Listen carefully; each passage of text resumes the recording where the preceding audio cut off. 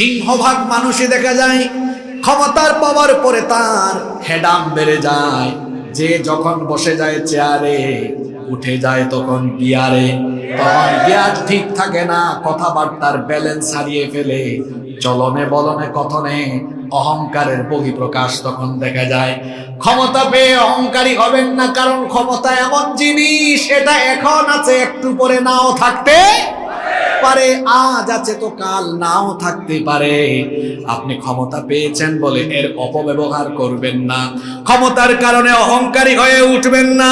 সমাজে কত মানুষ দেখা যায় ক্ষমতা পেয়ে এমন অহংকারী আর অদ্ভুতপূর্ণ আচরণ আরম্ভ করে, তার নিজের মতের বিরুদ্ধে, আদর্শের বিরুদ্ধে চলে গেলে দেখা যায় সেই সকল লোকদেরকে এলাকা থেকে বের করার ব্যবস্থা করে, মিথ্যা মামলা দিয়ে তাদেরকে বাড়িঘর ছাড়ার ব্যবস্থা করে। খবরদার, ক্ষমতার অপব্যবহার করবেন না, কারণ ক্ষমতা দিয়েছেন যিনি, ক্ষমতার চেয়ার থেকে জুতার বাড়ি খাওয়ায়া বেইজ্জত করেও নামাতে পারবেন তিনি। ক্ষমতার অপব্যবহার আর অহংকার আরম্ভ করলে ইজ্জত থাকবে না, বেইজ্জত হয়ে যাবে। আল্লাহ তাআলা এজন্য কোরআনে কারীমে বলেছেন, কুলিল্লাহুম্মা মালিকাল মুলকি তু'তিল মুলকা মান তাশাউ ওয়া তানজিউল মুলকা মিম্মান তাশাউ ইজ্জু মান তাশাউ ওয়া তুযিল্লু মান তাশাউ বিয়াদিকাল খায়র ইন্নাকা আলা কুল্লি শাইইন কাদির। আল্লাহ তাআলা বলছেন, হ্যাঁ নবী আপনি বলুন, হে রাজাধিরাজ আল্লাহ, আপনি যাকে চান তাকে ক্ষমতা দেন, যার কাছ থেকে ইচ্ছা ক্ষমতা ছিনায় আনেন। আপনি যাকে ইচ্ছা ইজ্জত দেন, যাকে ইচ্ছা আবার ইজ্জত কেড়ে নিয়ে বেইজ্জত করে দেন। ক্ষমতায় থাকলেও অনেক মানুষ ইজ্জত পায় না, কারণ যারা ক্ষমতার জন্য হায়া শরম ছেড়ে দেয়, ক্ষমতায় থেকেও তারা বেইজ্জত হয়। ক্ষমতায় থাকলেই মানুষ ইজ্জতওয়ালা হওয়া যায় না। যেমন ফেরাউন, নমরুদ এবং এই স্বভাবের যত মানুষ আছে, এরা ক্ষমতায় থাকলেও ইজ্জত পায় না।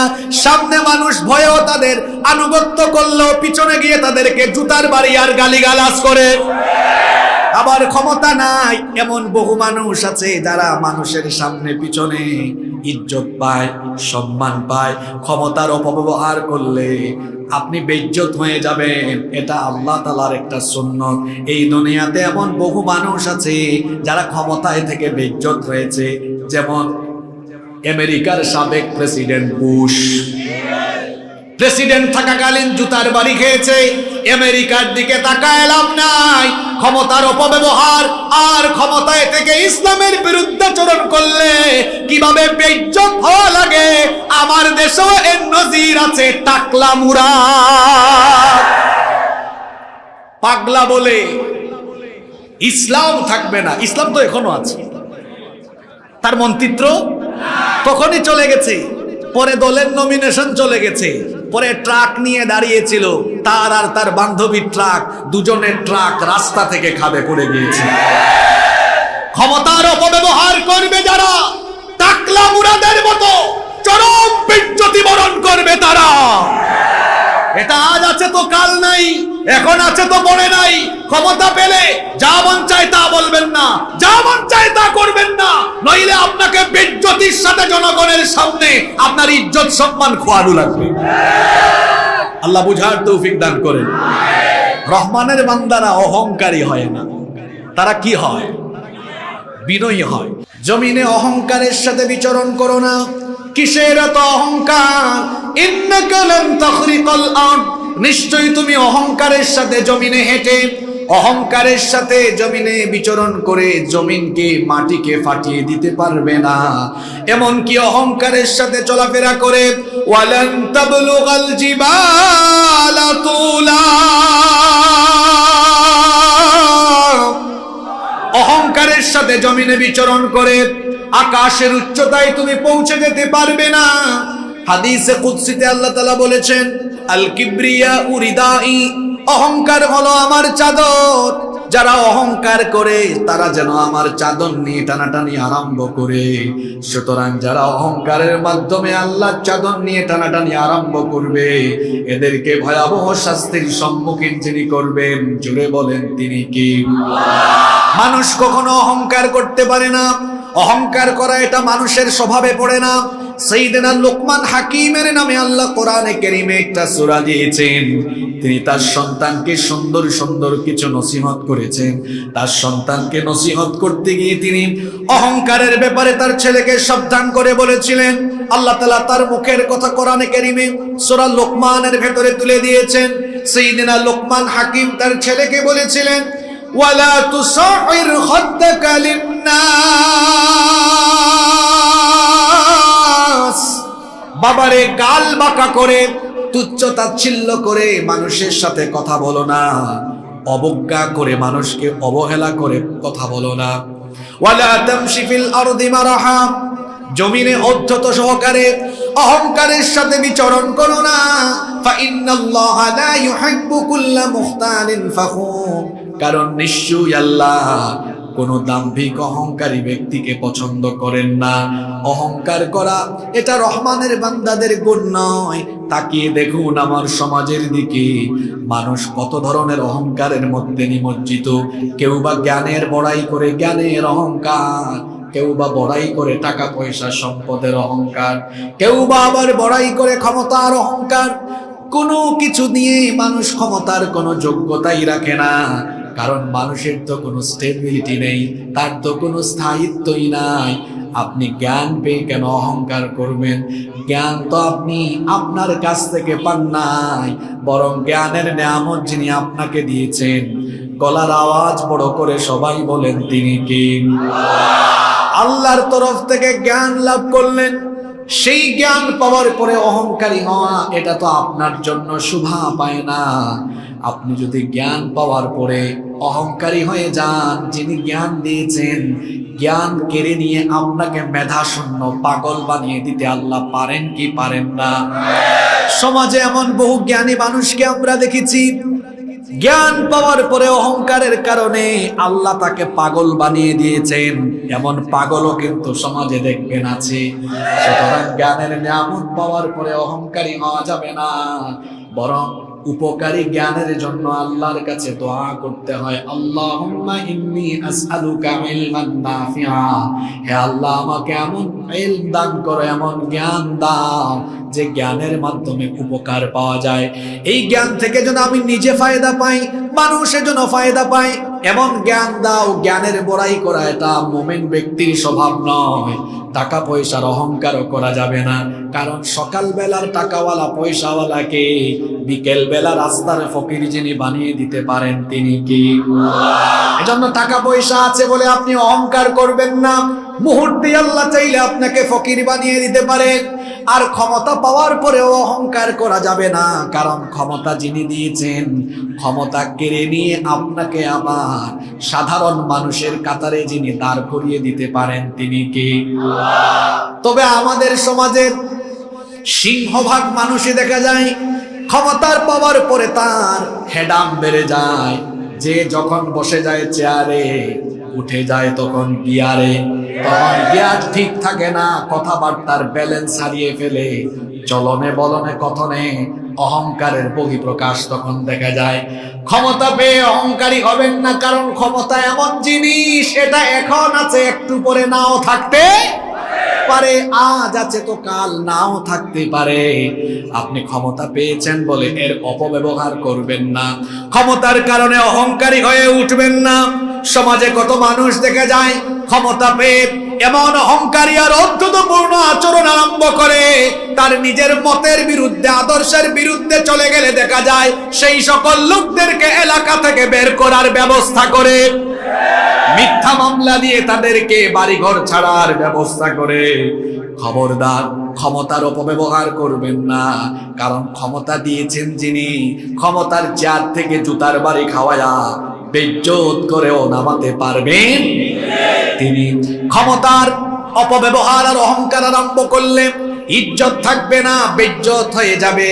আল্লাহ তাআলা এজন্য কোরআনে কারীমে বলেছেন, কুলিল্লাহুম্মা মালিকাল মুলকি তুতিল মুলকা মান তাশাউ ওয়া তানজিউল মুলকা মিম্মান তাশাউ ইজ্জু মান তাশাউ ওয়া তুযিল্লু মান তাশাউ বিয়াদিকাল খায়র ইন্নাকা আলা কুল্লি শাইইন কাদির। আল্লাহ তাআলা বলছেন, হ্যাঁ নবী আপনি বলুন, হে রাজাধিরাজ আল্লাহ, আপনি যাকে চান তাকে ক্ষমতা দেন, যার কাছ থেকে ইচ্ছা ক্ষমতা ছিনায় আনেন। আপনি যাকে ইচ্ছা ইজ্জত দেন, যাকে ইচ্ছা আবার ইজ্জত কেড়ে নিয়ে বেইজ্জত করে দেন। ক্ষমতায় থাকলেও অনেক মানুষ ইজ্জত পায় না, কারণ যারা ক্ষমতার জন্য হায়া শরম ছেড়ে দেয়, ক্ষমতায় থেকেও তারা বেইজ্জত হয়। ক্ষমতায় থাকলেই মানুষ ইজ্জতওয়ালা হওয়া যায় না। যেমন ফেরাউন, নমরুদ এবং এই স্বভাবের যত মানুষ আছে, এরা ক্ষমতায় থাকলেও ইজ্জত পায় না। সামনে মানুষ ভয়েও তাদের আনুগত্য করলেও পিছনে গিয়ে তাদেরকে জুতার বাড়ি আর গালিগালাজ করে। আবার ক্ষমতা নাই এমন বহু মানুষ আছে যারা মানুষের সামনে পিছনে ইজ্জত পায়, সম্মান পায়। ক্ষমতার অপব্যবহার করলে আপনি বেইজ্জত হয়ে যাবেন, এটা আল্লাহ তাআলার একটা সুন্নত। এই দুনিয়াতে এমন বহু মানুষ আছে যারা ক্ষমতায় থেকে বেইজ্জত হয়েছে। যেমন আমেরিকার সাবেক প্রেসিডেন্ট বুশ, প্রেসিডেন্ট থাকাকালীন জুতার বাড়ি খেয়েছে।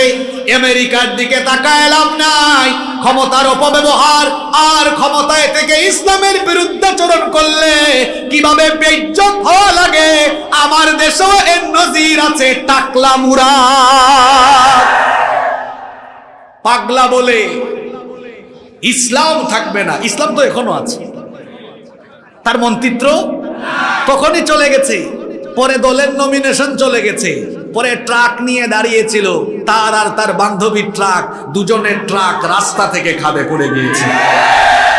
ক্ষমতার অপব্যবহার করবে যারা, টাকলা মুরাদের মতো চরম বেইজ্জতি বরণ করবে তারা। এটা আজ আছে তো কাল নাই, এখন আছে তো পরে নাই। ক্ষমতা পেলে যা মন চায় তা বলবেন না, যা মন চায় তা করবেন না, নইলে আপনাকে বেইজ্জতির সাথে জনগণের সামনে আপনার ইজ্জত সম্মান খোয়ানো লাগবে। আল্লাহ বুঝার তৌফিক দান করেন। রহমানের বান্দারা অহংকারী হয় না, তারা কি হয়? বিনয়ী হয়। মান তাওয়াদা লিল্লাহি ফাকাদ রাফাহু আল্লাহ। যে ব্যক্তি বিনয়ী হয় আল্লাহ তার ইজ্জত বাড়িয়ে দেন, তার সম্মান বাড়িয়ে দেন। কাউকে সম্মান দিলে আপনার সম্মান কমবে না। আপনি যদি মানুষকে সম্মান করেন, আপনাকেও মানুষের কাছে যিনি সম্মানিত বানিয়ে দিবেন তিনি কে? এজন্য সবাইকে বলছি, দেখেন আল্লাহ কি সুন্দর কথা বললেন, ওয়া ইবাদুর রাহমানিল্লাযীনা ইয়ামশুনা আলাল আরদি হাওনা। রহমানের বান্দা হলো তারা জমিনের বুকে নম্র ভাবে, ভদ্র ভাবে বিচরণ করে যারা। খবরদার চলনে বলনে কথনে কখনো যেন অভদ্রতার বহিঃপ্রকাশ না ঘটে। অনেক যুবক ভাইদেরকে মাহফিলে দেখা যাচ্ছে, চিত্রটা খুবই ভালো, যুবক ভাইদের মনোযোগ আকর্ষণ করছি। এখনকার অনেক যুবক ভাইয়েরা আছে রাস্তাঘাটে চলার সময় আদব মেনটেন করে না। আমরা যখন ছোট ছিলাম দেখেছি রাস্তাঘাটে বড় ভাই এবং মুরব্বীদেরকে দেখলে ছেলেরা বড় আদবের সাথে রাস্তাঘাটে বিচরণ করেছে। মোটর সাইকেল চালালে, বাইক চালালেও তখন আস্তে করে চাচার পাশ দিয়ে, মুরব্বীর পাশ দিয়ে, বড় ভাইয়ের কাছ দিয়ে গিয়েছে। কিন্তু এখন কিশোর গ্যাং দেখা যায়, রাস্তাঘাটে মুরব্বী দেখলে, বড় ভাই দেখলে পাশ দিয়ে যাওয়ার সময় গিয়ার আরো বাড়ায়া যায়। আর যুবকদের অবস্থা আমি কি বলবো, এরা তো নিজেরাই ডিজে স্টাইলে অভদ্র ছেলের মতো মোটর সাইকেল চালায়া মা বাবার স্বপ্ন নষ্ট করে কেউ বা পঙ্গু হয়, কেউ বা আবার দুনিয়া থেকে মারাত্মক ভাবে অ্যাক্সিডেন্ট করে বিদায় নেয়। অভদ্রভাবে বাইক চালায়ও না। এই ঢাকা চিটাগং মহাসড়কে প্রতিনিয়ত এমন অ্যাক্সিডেন্ট দেখা যায়। এই যুবকরা কিভাবে বাইক চালাও, কিছুক্ষণ ডানে এক গাইড, কিছুক্ষণ বামে আরেক গাইড, এরকম ছেলেরা আছে না নাই? এটার নাম দিয়েছি আমি ডিজে স্টাইল। কিছুক্ষণ ডানে, কিছুক্ষণ পাকপাকুম করে বাইক চালাইও না, তোমার মা বাবার স্বপ্ন শেষ হয়ে যাবে। শোনো, যুবক ভাইদেরকে বলছি, হাসাহাসি কইরো না।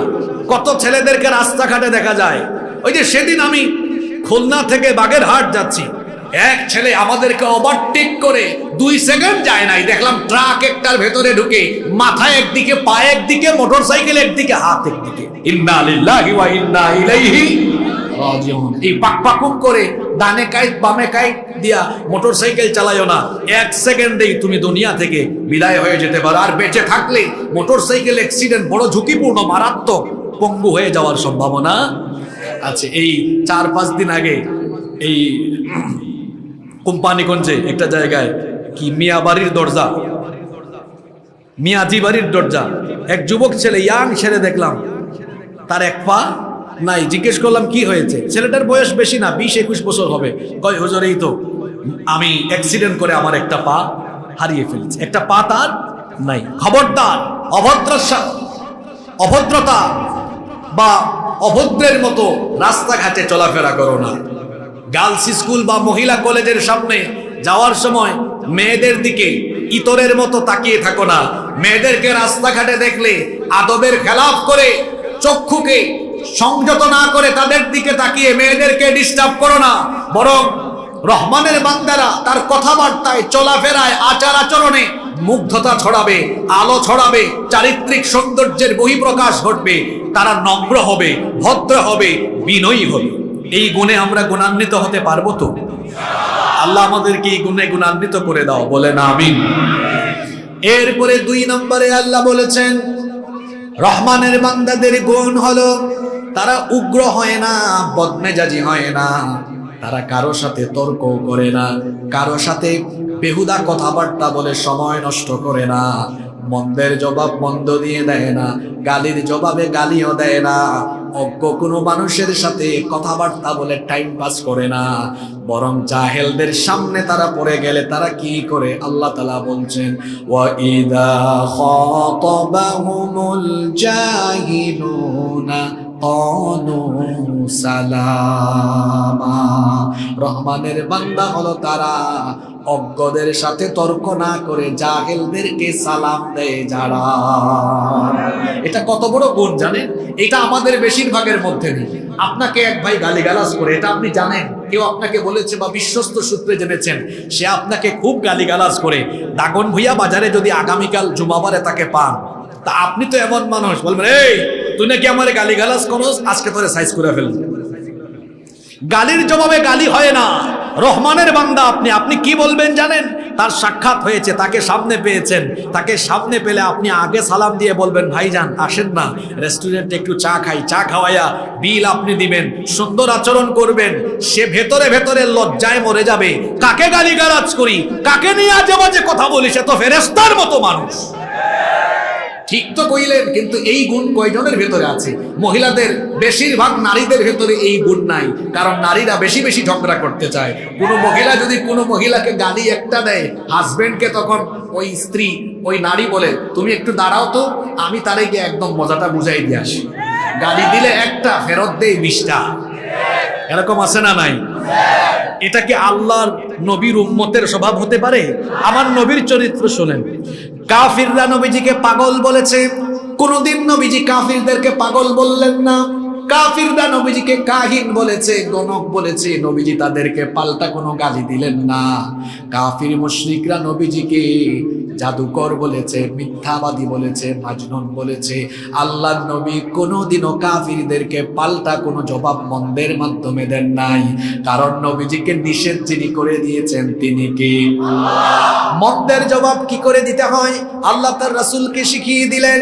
কোরআনুল কারীমের ৭৩ নম্বর সূরা মুজাম্মিলের 10 নম্বর আয়াতে আল্লাহ বলেছেন, ওয়াসবির আলা মা ইয়াকুলুনা ওয়াহজুরহুম হাজরান জামিলা। ও নবী, তারা আপনাকে যা বলছে আপনি সবরের নীতি অবলম্বন করুন। তারা যা বলছে উত্তম ভাবে আপনি তাদেরকে অ্যাভয়েড করুন, উপেক্ষা করে চলুন। গালির জবাবে গালি নয়, মন্দের জবাবে মন্দ নয়, মন্দের জবাবে ভালো ব্যবহার, গালির জবাবে সালাম দিতে হয়। এটি হচ্ছে রহমানের বান্দাদের স্বভাব। সুবহানাল্লাহ। এই গুণটা নিজেদের মধ্যে ইনস্টল করতে, ডেভেলপ করতে পারবো তো আমরা ইনশাআল্লাহ? আল্লাহ তৌফিক দান করেন।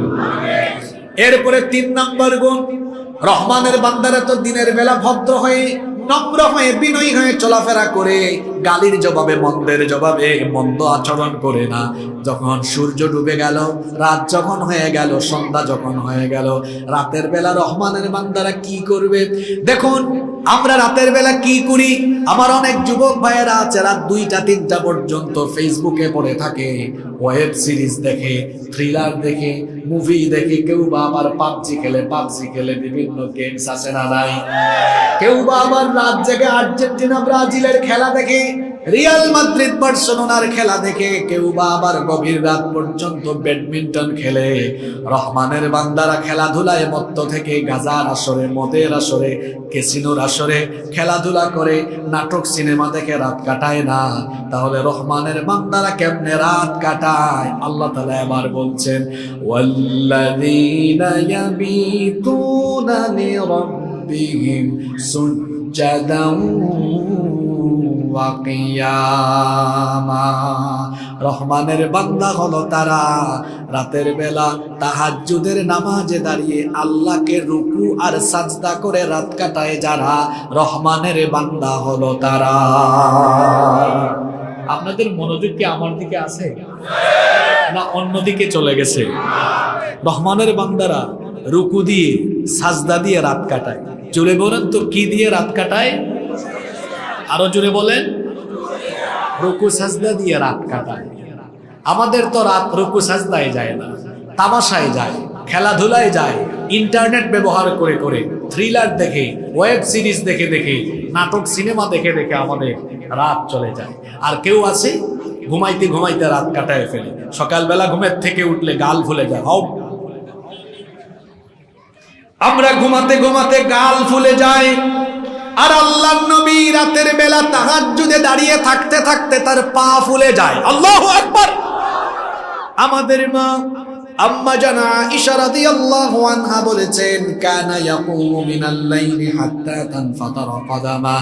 আল্লাহর রাসূল রাতের বেলা এত দীর্ঘ সময় তাহাজ্জুদের নামাজে দাঁড়িয়ে থাকতেন। দাঁড়াতে দাঁড়াতে দাঁড়াতে দাঁড়াতে আল্লাহর নবীর পা মুবারক ফুলে যেত।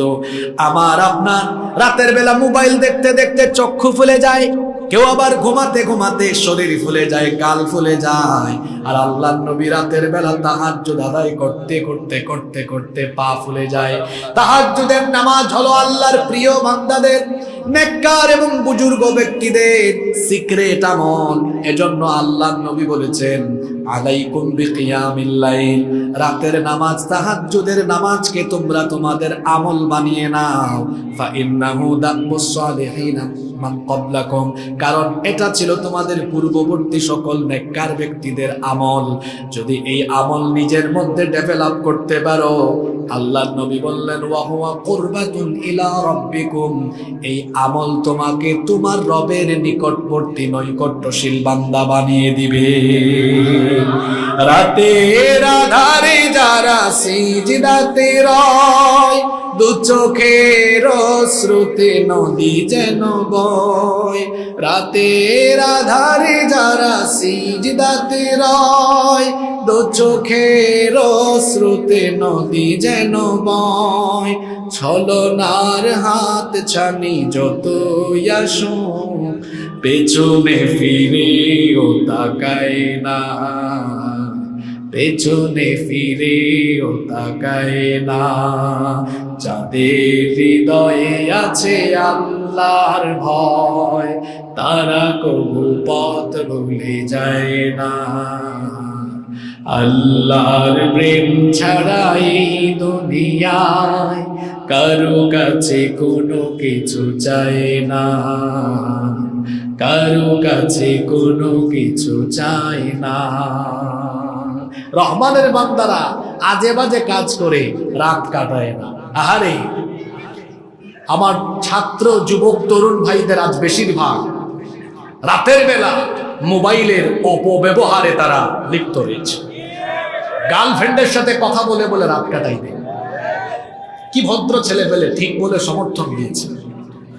তারপরে ওয়েব সিরিজ, থ্রিলার, পর্নোগ্রাফি দেখে দেখে তার অবস্থা খারাপ। যুবক ভাইদের আজ বেশিরভাগকেই দেখা যাচ্ছে জোয়ান বয়সে বুড়ার মতো ভাব ধরেছে, শরীরে শক্তি নাই, গাল ভেঙে গিয়েছে, যৌবন হারিয়ে যাচ্ছে, চেহারার লাবণ্য শেষ। কি ব্যাপার? তার যৌবন গেলে চেহারা সুরতের এই অবস্থা কেন? বুড়া মানুষের চেয়ে অবস্থা খারাপ। এই পরিণতি হলো কেন? কারণ তার খাদ্যাভ্যাস আর ঘুমের অভ্যাস ঠিকঠাক নাই। এরা সকালের নাস্তা করে দুপুর 1টায়, তাদের রাত হয় সকালবেলা, তারা ঘুম আরম্ভই করে শেষ রাতের দিকে। এদের খাদ্যাভ্যাস, ঘুমের অভ্যাস ঠিকঠাক নাই। রাতের নামাজ এটা আপনার চরিত্রকে সুন্দর বানিয়ে দিবে, আপনার যৌবনকে সমৃদ্ধ করবে, চেহারায় লাবণ্য ভাব ফিরিয়ে আনবে। আর একজন মুসলমান, একজন মুমিনের, একজন মুত্তাকির সবচাইতে উত্তম মেকআপ হলো 5 ওয়াক্ত নামাজের ওযু, 5 ওয়াক্তের নামাজ আর তাহাজ্জুদের নামাজ। আল্লাহর নবীজি বলেছেন একটু আগে যে হাদিস বললাম, তাহাজ্জুদের নামাজ হলো পূর্ববর্তী সকল নেককার ব্যক্তিদের আমল। বড় বড় বুজুর্গ ব্যক্তিগণ রাতের বেলা 1-1.5 ঘন্টা, 2 ঘন্টা, 3 ঘন্টা সর্বোচ্চ ঘুমিয়েছেন। তারপরেও আল্লাহর বান্দাদের চেহারার দিকে তাকালে মনেই হয় না এরা এত কম ঘুমায়। চেহারার দিকে তাকালে মনে হয় চেহারা থেকে যেন নূর ঝরে পড়ছে। সুবহানাল্লাহ। আর যারা মোবাইল দিয়ে রাত কাটায়, নামাজ তো নাই, তাহাজ্জুদ নাই, মোবাইল দিয়ে রাত কাটায়, পাবজি খেলে রাত কাটায়, দেখবেন দিনের বেলা চেহারার দিকে তাকানো যায় না, চেহারা চুলের মতো হয়ে যায়। আল্লাহওয়ালা মানুষদের চেহারায় একটা নুরানি ঝলক থাকে, চেহারা কালো হলেও একটা আলো থাকে, একটা মায়া থাকে। বুজুর্গ ব্যক্তি, আল্লাহওয়ালা আমলদার ব্যক্তিগুলো, এরা কম পয়সা থাকলেও, ভালো ভালো খাইতে না পারলেও, টাকা পয়সাও বেশি নাই, রাতে বেশি ঘুমায়ও না, শুধু তাহাজ্জুদ পড়ে, চেহারাটা দেখলে মনে হয় যেন চেহারা থেকে নূর ঝরছে। আর অনেককেই দেখবেন সবসময় আজে বাজে কাজে লিপ্ত, ওইদিকে চলার সময় এসি গাড়িতে চলাফেরা করে, এসি বাড়িতেও থাকে, টাকা পয়সার অভাব নাই, ভালো ভালো খাবার দাবারও খায়, তারপরেও চেহারাটা যখন মানুষ দেখে, দেখতে তারে যেমন দেখা যায় কেমন জানি চোর আর ডাকাতের মতো লাগে। খায় তো আলগা পয়সা, মাইন্সের মাল, চুরি করে, লুটপাট করে, দুর্নীতি করে। এই জন্যই হারাম করে, হারামের চিহ্ন, গুনাহের চিহ্ন তার চেহারার মধ্যেও ফুটে উঠেছে। তাহাজ্জুদের নামাজ নিজের আমল বানিয়ে নিন। রহমানের বান্দারা রাত তামাশা করে করে কাটায় না, সাজদা দিয়ে দিয়ে তারা রাত কাটিয়ে দেয়। আল্লাহ তাআলা অন্য আয়াতে বলেছেন, তাতাজাফা জুনুবুহুম আনিল মাদাজি' ইয়াদউনা রাব্বাহুম খাউফান ওয়া তামাআ।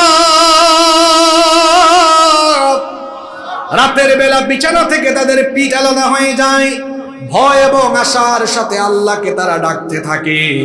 জান্নাতি মুমিন মুত্তাকিদের স্বভাব হলো কানু কালিলাম মিনাল লাইলি মা ইয়াহজাউন, রাতের বেলা এরা খুব কম সময় ঘুমায়। ওয়া বিল আসহারি হুম ইস্তাগফিরুন, ইস্তিগফার করে করে রাত কাটায় যারা, আল্লাহর প্রিয় রহমানের বান্দা হলো তারা।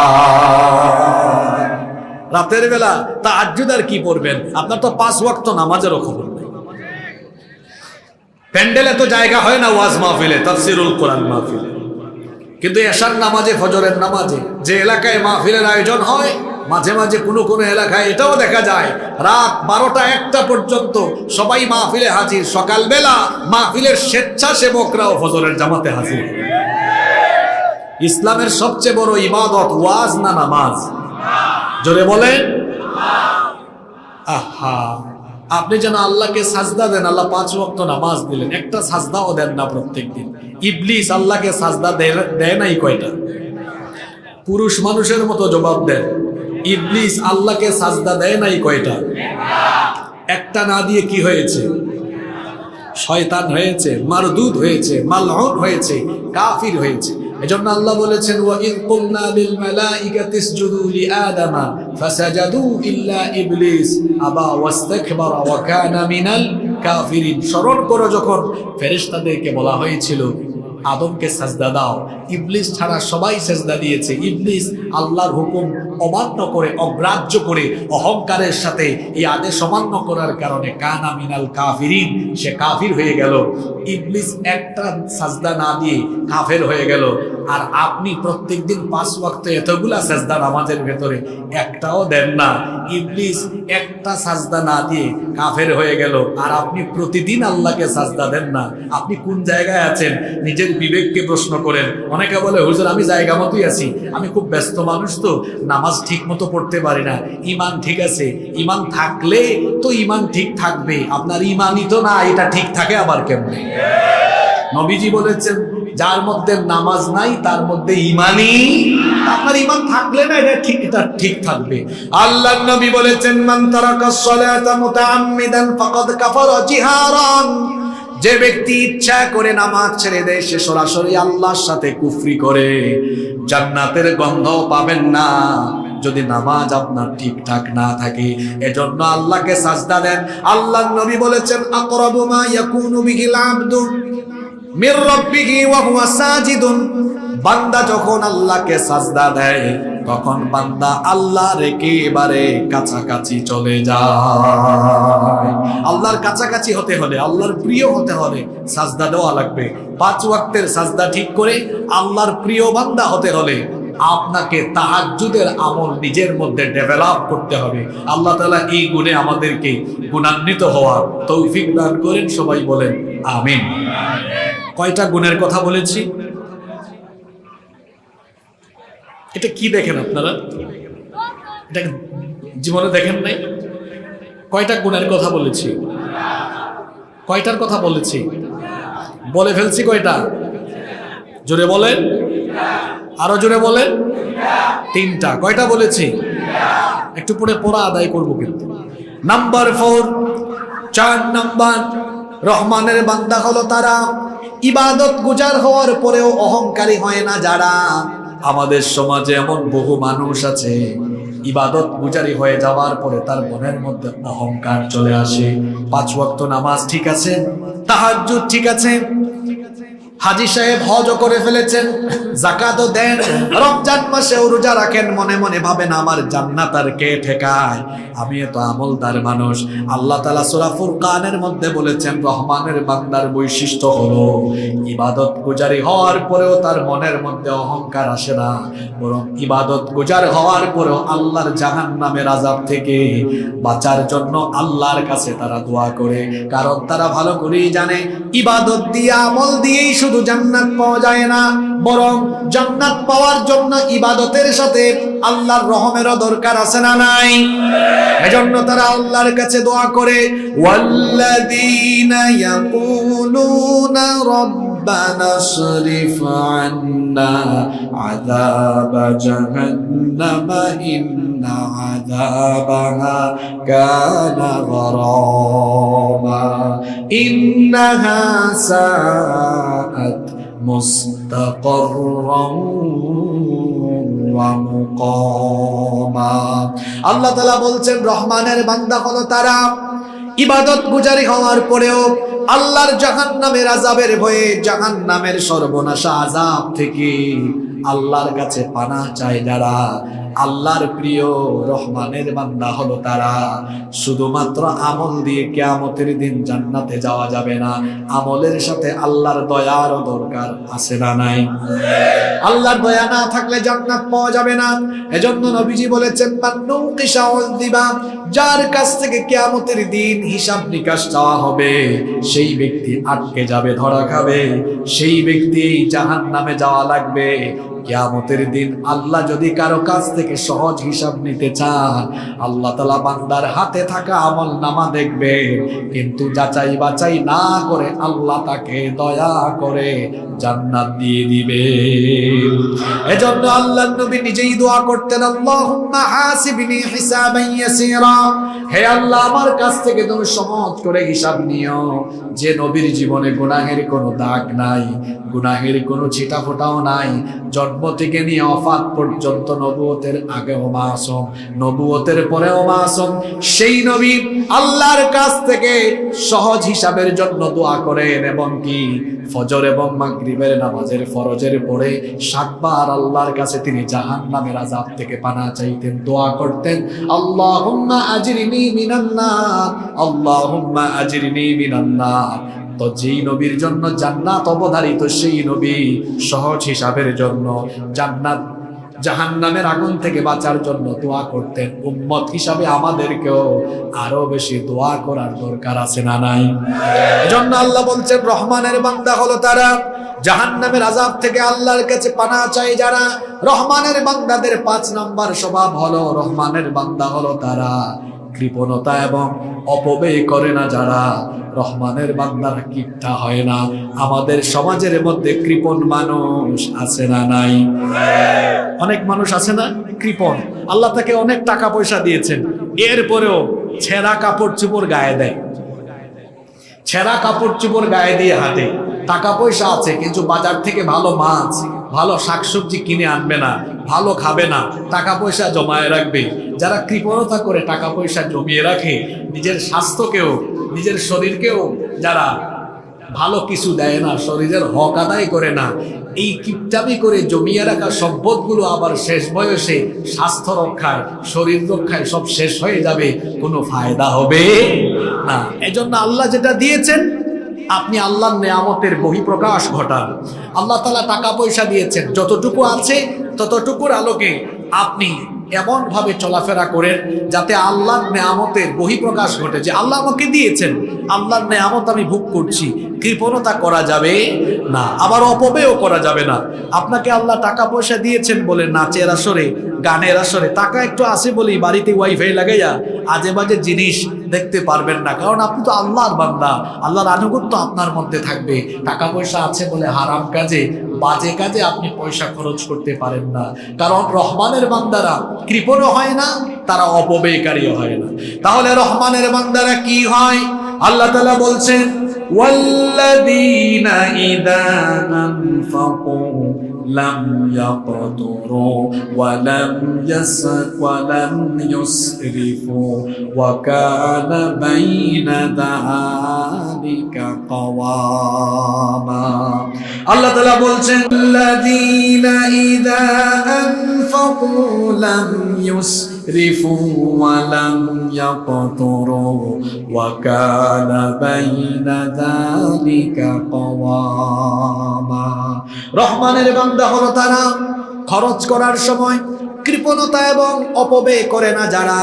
রহমানের বান্দারা কৃপণ হয় না, অপব্যয়কারীও হয় না, মাঝামাঝিতে তারা থাকে, অর্থাৎ মধ্যম পন্থা অবলম্বন করে। এজন্য আল্লাহ বলেছেন ওয়া কানা বাইনা যালিকা কাওয়ামা, তারা মধ্যম পন্থার নীতি অবলম্বন করে, কৃপণ হয় না, অপব্যয় করে না, বরং মাঝামাঝিতে থাকে। আল্লাহ যেটা দিয়েছেন সেটা খরচ করে নিজের আর নিজের পরিবারের জন্য, বাকি যেটুকু থাকে সম্পদ জমায় না, কারণ সম্পদ জমালে আফসোস করতে হবে। আল্লাহ সূরা হুমাযার মধ্যেও বলেছেন আল্লাযী জামাআ মালান ওয়া আদ্দাদা ইয়াহসাবু আন্না মালাহু আখলাদা, মাল সম্পদ জমিয়ে সে ধারণা করে এটা তার চিরস্থায়ী হবে, কিন্তু টাকা পয়সা ধন সম্পদ কারো জন্য চিরস্থায়ী হয়? করোনাকালীন সময়ে যমুনা গ্রুপের মালিক মারা গিয়েছে, হাজার হাজার কোটি টাকা তার অ্যাকাউন্টে ছিল, কত ধন সম্পদ হয়তো তার নিজের কাছেও জানা নাই। সেই সকল ধন সম্পদ রেখে সাধারণ মানুষ যেভাবে কবরে যায় সেও সেভাবে কবরে গিয়েছে। আমাদের সাথে টাকাও যাবে না, পয়সাও যাবে না, বাড়ি গাড়ি কিছুই যাবে না। এজন্য আল্লাহ বলছেন যারা বুদ্ধিমান, যারা মুমিন ব্যক্তি, যারা আল্লাহর প্রিয় বান্দা, তারা কৃপণতা করে না, অপব্যয় করে না, নিজের আর নিজের পরিবারের জন্য যেটুকু দরকার খরচের পরে বাকিটুকু যার পথে দান করে দেয়। জোরে বলেন তিনি কি? আস্তে বলবেন না, জোরে বলেন তিনি কি? এজন্য রব্বুল আলামিন কোরআনুল কারীমের 17 নম্বর সূরা, সূরা বনী ইসরাঈলের 29 নম্বর আয়াতে বলছেন ওয়ালা তাজআল ইয়াদাকা মাগলুলাতান ইলা উনুকিকা ওয়ালা তাবসুতহা কুল্লাল বাসতি ফাতাকউদা মালুমান মাহসুরা। তুমি তোমার হাতকে ঘাড়ে উঠায় ফেলো না, আবার এত বেশি প্রশস্ত করে দিও না যাতে করে তোমার সকল ধন সম্পদ শেষ হয়ে যায়। অর্থাৎ কৃপণ হয়ে হাতটাকে তুমি ঘাড় পর্যন্ত উঠায় রেখো না, আবার দিতে দিতে সব দিয়ে দিও না। আল্লাহ তাআলা সুন্দর একটা নীতি শিখালেন, মধ্যম পন্থার নীতি অবলম্বন করো। ওই যে একটু আগে বললাম যতটুকু আল্লাহ দিয়েছেন নিজের আর নিজের পরিবারের জন্য খরচ করার পরে টাকা পয়সা না জমায়া বাকিটুকু খরচ করে দিতে হবে কার পথে? কথা শুনতেছেন না ঘুমায় যাচ্ছে? তাহলে আল্লাহর পথে খরচ করতে রাজি আছেন তো সবাই? কারা কারা রাজি আছেন দেখে হাত তুলেন তো। হাত কেউ নামাবেন না। আল্লাহর পথে খরচ করতে সবাই রাজি, ভালো করে হাত তুলেন। কি জাতের রাজি? আজকে ওয়াজ বাস্তবে এখানে জায়গায় বসে আমল হবে। যান, স্বেচ্ছাসেবক ভাইরা ব্যাগ নিয়ে ঢুকেন তো। এই মসজিদের উদ্যোগে মাহফিলের আয়োজন হয়েছে, মসজিদে আমাদের সৎকার পয়সাগুলো যাবে। কারণ রহমানের বান্দারা কিপটা না, তারা অপব্যয় করে না, তারা দান করে। জোরে বলেন, কি করে? আর মসজিদে দান করা, মসজিদ হচ্ছে আল্লাহর সবচাইতে প্রিয় জায়গা, বাজার হলো সবচাইতে নিকৃষ্ট জায়গা। ব্যাগ যাচ্ছে, আপনারা ভাবিয়েন না ওয়াজ মনে হয় শেষ। রহমানের বান্দাদের গুণ কয়টা? 12টা। বলছি কয়টা? 5টা। ওই মাঝখানে একটা ক্লাস টেস্ট হচ্ছে আর কি। এটা কি হচ্ছে? হাত নামায় ফেলেন, হাত নামায় ফেলেন, হাত নামাইয়া পকেটে ঢুকায় রাখেন। মানুষের পকেটে ঢুকায় রাখেন না, নিজের পকেটে ঢুকান। এটা একটা টেস্ট চলছে যে আমরা ওয়াজ শুনতেছি, আমলও করছি। কিছুক্ষণ পরে ফাইনাল হবে, তবে ফাইনালটা কিভাবে হবে এটা এখন বলা যাবে না, ভয় পাইয়েন না। ফাইনাল মানে আবার সবার কাছ থেকে টাকা পয়সা লুট করে রেখে দেওয়া হবে না, বরং ফাইনালটা একটু ইলমি মুযাকারার মাধ্যমে শেষ হবে ইনশাআল্লাহ। তাহলে আমরা কয়টা বলেছি? জোরে বলেন, কয়টা? আপনারা ডানে বামে যেভাবে তাকাচ্ছেন এটা খুব দৃষ্টিকটু। একটু আগে ড্রোন একটা উঠলো, ওইটার দিকে তাকায় আছে, অথচ এদিকে কোরআনের সুন্দর আলোচনা চলে যাচ্ছে। এখানে আমরা সামান্য কিছু মানুষ, এখানে যদি আমরা পরিবেশটা নিশ্চিত করতে না পারি তাহলে আলোচনা থেকে ফায়দা আসবে না।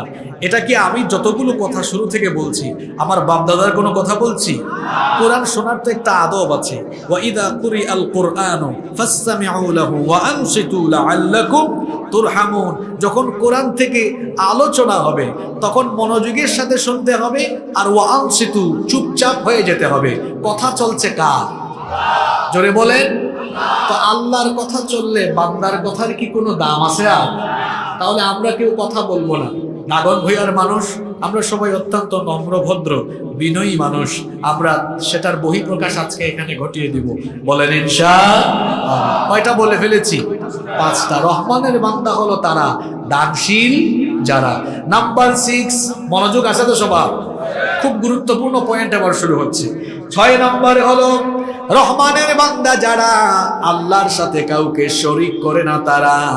এজন্য আল্লাহ বলছেন ওয়াল্লাযীনা লা ইয়াদউনা মা'আল্লাহি ইলাহান আখার। রহমানের বান্দা হলো তারা আল্লাহর সাথে অন্য কাউকে ইলাহ হিসাবে ডাকে না যারা। রহমানের বান্দাদের যত চাওয়া পাওয়া আছে সকল চাওয়া পাওয়া একজনের কাছে নিবেদন করে, গলার আওয়াজ বড় করে সবাই বলেন তিনি কি? রহমানের বান্দারা সুদিনেও ডাকে আল্লাহ, দুর্দিনেও ডাকে আল্লাহ, দুঃখের সময়েও বলে আল্লাহ, সুখের সময়েও বলে আল্লাহ, সুস্থতার সময়ে বলে আল্লাহ, অসুস্থতার সময়েও বলে আল্লাহ, ভালো সময়েও ডাকে আল্লাহ, খারাপ সময়েও ডাকে আল্লাহ। আল্লাহ ছাড়া অন্য কারো কাছে তারা কোনো কিছু চায় না। আল্লাহকে বাদ দিয়ে অন্য কারো কাছে চায় যারা, আল্লাহ তাআলা রুবুবিয়াতের মধ্যে, উলুহিয়াতের মধ্যে, আসমা এবং সিফাতের ভেতরে কেউ যদি শিরক ঢুকিয়ে দেয় মুশরিক হয়ে যাবে সে। শিরক হচ্ছে মস্ত বড় কবিরা গুনাহ। কবিরা গুনাহের মধ্যে সবচেয়ে বড় কবিরা গুনাহ হলো শিরকের গুনাহ, আকবারুল কাবায়ের। এটা হলো সবচাইতে বড় কবিরা গুনাহ। চাইতে হবে কেবলমাত্র একজনের কাছে। জোরে বলেন তিনি কি? পরীক্ষা সামনে, আমি পড়াশোনা করব সুস্থভাবে পরীক্ষা দেওয়ার জন্য, পরীক্ষায় কামিয়াব হওয়ার জন্য আমি যার কাছে চাইব, জোরে বলেন তিনি কি? নাকি মাইজ ভান্ডার দরবারে? চট্টগ্রামের এক জাহেল আছে, জাহাঙ্গীর না তো, সে নিজেকে জাহাঙ্গীর বলে। জাহাঙ্গীরও বলে না, তার নিজের নাম জাহাঙ্গীর হুজুর। সে নিজেই হুজুর, নিজেই কি? নিজেই হুজুর। কিছু ছেলে পেলেদেরকে নিয়ে মাজারের সামনে গিয়ে বলে যাও বাজান, এই ছেলেগুলো পরীক্ষা দিবে, ইমতিহান মে কামিয়াব, কি জানি একটা কথা বলছে, আমি ভালো করে শুনতেও পারি না। এদেরকে পরীক্ষায় পাশ করায় দাও। মাজারের কোনো বাবা, মৃত বা জীবিত কোনো ব্যক্তি কাউকে পরীক্ষায় পাশ করায় দিতে পারবে? চাইতে হবে কার কাছে? চাইতে হয় একমাত্র একজনের কাছে। তিনি কি? সন্তান নাই, চাইবেন কার কাছে? নাকি তাবিজের পিছনে ছুটবেন? আল্লাহর কাছে চান। আমাদের জাতির পিতা ইব্রাহিম আলাইহিস সালাম 86 বছর বয়স হয়েছে, সন্তান নাই, আল্লাহর কাছে সন্তান চেয়েছেন। জাকারিয়া আলাইহিস সালামের স্ত্রী বন্ধা, তার স্ত্রী সন্তান দিতে অক্ষম, তিনি আল্লাহর কাছে দোয়া করেছেন, তাকেও সন্তান দিয়েছেন কি? অসুস্থ হয়েছেন, আল্লাহর কাছে চান। ডাক্তারি করাবেন, চিকিৎসা করাবেন, পাশাপাশি আল্লাহর কাছে চান। জটিল এবং কঠিন রোগকেও যিনি ভালো করে দিতে পারেন, তিনি কি? আইয়ুব আলাইহিস সালাম 18 বছর অসুস্থ ছিলেন।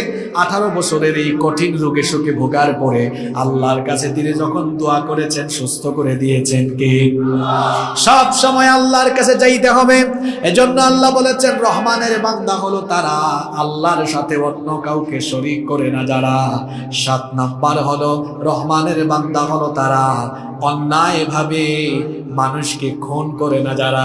রহমানের বান্দা হলো তারা অন্যায় ভাবে মানুষের রক্ত ঝরায় না যারা। এজন্য আল্লাহ তাআলা বলছেন, ওয়ালা ইয়াকতুলুনান নাফসাল্লাতী হারামাল্লাহু ইল্লা বিল হক। রহমানের বান্দা হলো তারা অন্যায় ভাবে কোনো নফস, কোনো প্রাণ শেষ করে ফেলে না যারা। অন্যায় ভাবে এখন মানুষকে খুন করার নজির বর্তমান দুনিয়াতে আছে না নাই? নিরপরাধী মানুষকে অপরাধী বানিয়ে মেরে ফেলার নজির আমাদের সমাজে গোটা পৃথিবীতে আছে। কোনো অপরাধ নাই, নিরপরাধী মানুষকে অপরাধীর অপবাদ দিয়ে, অপরাধের অভিযোগ এনে তাকে বিচার বহির্ভূত কাণ্ডায়, বিচার বহির্ভূত কায়দায় দুনিয়া থেকে শেষ করে ফেলা, এগুলো রহমানের বান্দাদের বৈশিষ্ট্য নয়। আরে দুনিয়াতে তো এমনও নিকৃষ্ট জালেম আছে যারা সাধারণ মানুষ শুধু নয়, আলেমদেরকেও, নিরপরাধ আলেমদেরকেও অপরাধী বানিয়ে বিচার বহির্ভূত কাণ্ডায় দুনিয়া থেকে শেষ করে দিয়েছে। এগুলো কি রহমানের বান্দাদের বৈশিষ্ট্য? এগুলো কি আল্লাহর বান্দাদের বৈশিষ্ট্য? এগুলো জালিমের বৈশিষ্ট্য, এগুলো স্বৈরাচারের বৈশিষ্ট্য। অন্যায় ভাবে নিরপরাধী মানুষগুলোকে অপরাধী বানিয়ে দুনিয়া থেকে বিদায় করে দেয় যারা, দুনিয়ার নিকৃষ্ট জালিম হলো তারা।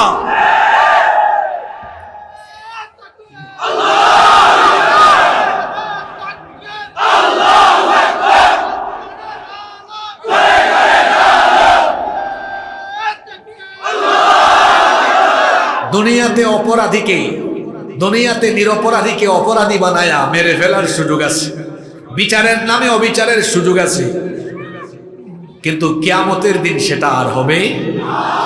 এমন বহু মানুষকে দুনিয়া থেকে বিদায় করে দেওয়া হয়েছে যাদের কোনো অপরাধ নাই। এখন এদেরকে যে অন্যায়ভাবে মেরে ফেলা হলো, দুনিয়ায় তো তারা আর বিচার পাইল না। দুনিয়ায় বিচার না পাইল, আখিরাতে বিচার আছে না নাই? হাদিসের মধ্যে এসেছে, আল্লাহর নবী বলেছেন, কিয়ামতের দিন আল্লাহ তাআলা যখন বিচার আরম্ভ করবেন তখন 2টা হকের বিচার হবে। হাসরের ময়দানে কয়টা হকের বিচার হবে? একটা হলো হাক্কুল্লাহ, আরেকটা হচ্ছে হাক্কুল ইবাদ। একটা আল্লাহর হক, আরেকটা বান্দার হক। আল্লাহ তাআলা তার নিজের হকের বিচার আরম্ভ করবেন নামাজ দিয়ে। নিজের হকের বিচার আরম্ভ করবেন কি দিয়ে?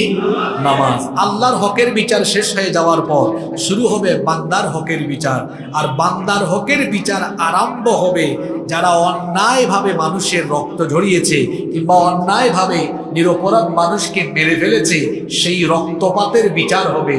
বান্দার হক সমূহের মধ্যে প্রথম যে হকের বিচার হবে সেটা হবে যারা অন্যায়ভাবে মানুষের রক্ত ঝরিয়ে তার হাতকে রক্তে রঞ্জিত করেছে।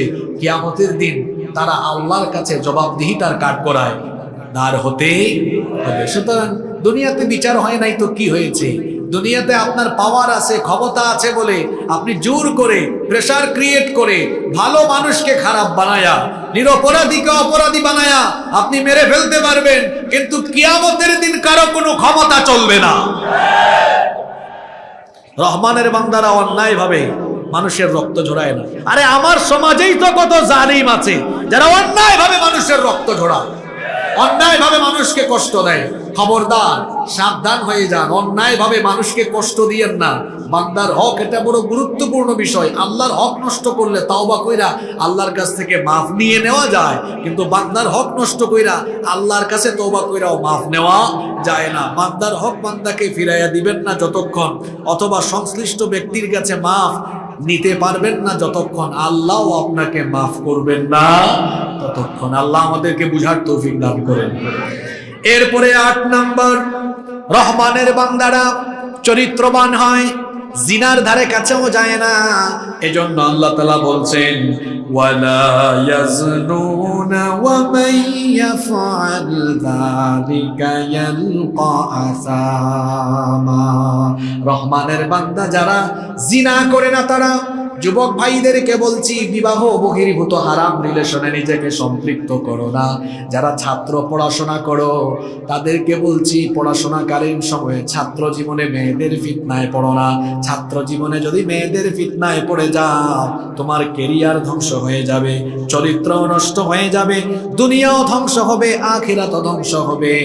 ছাত্র জীবন, এই জীবনটা হলো পড়াশোনা আর গবেষণার বয়স।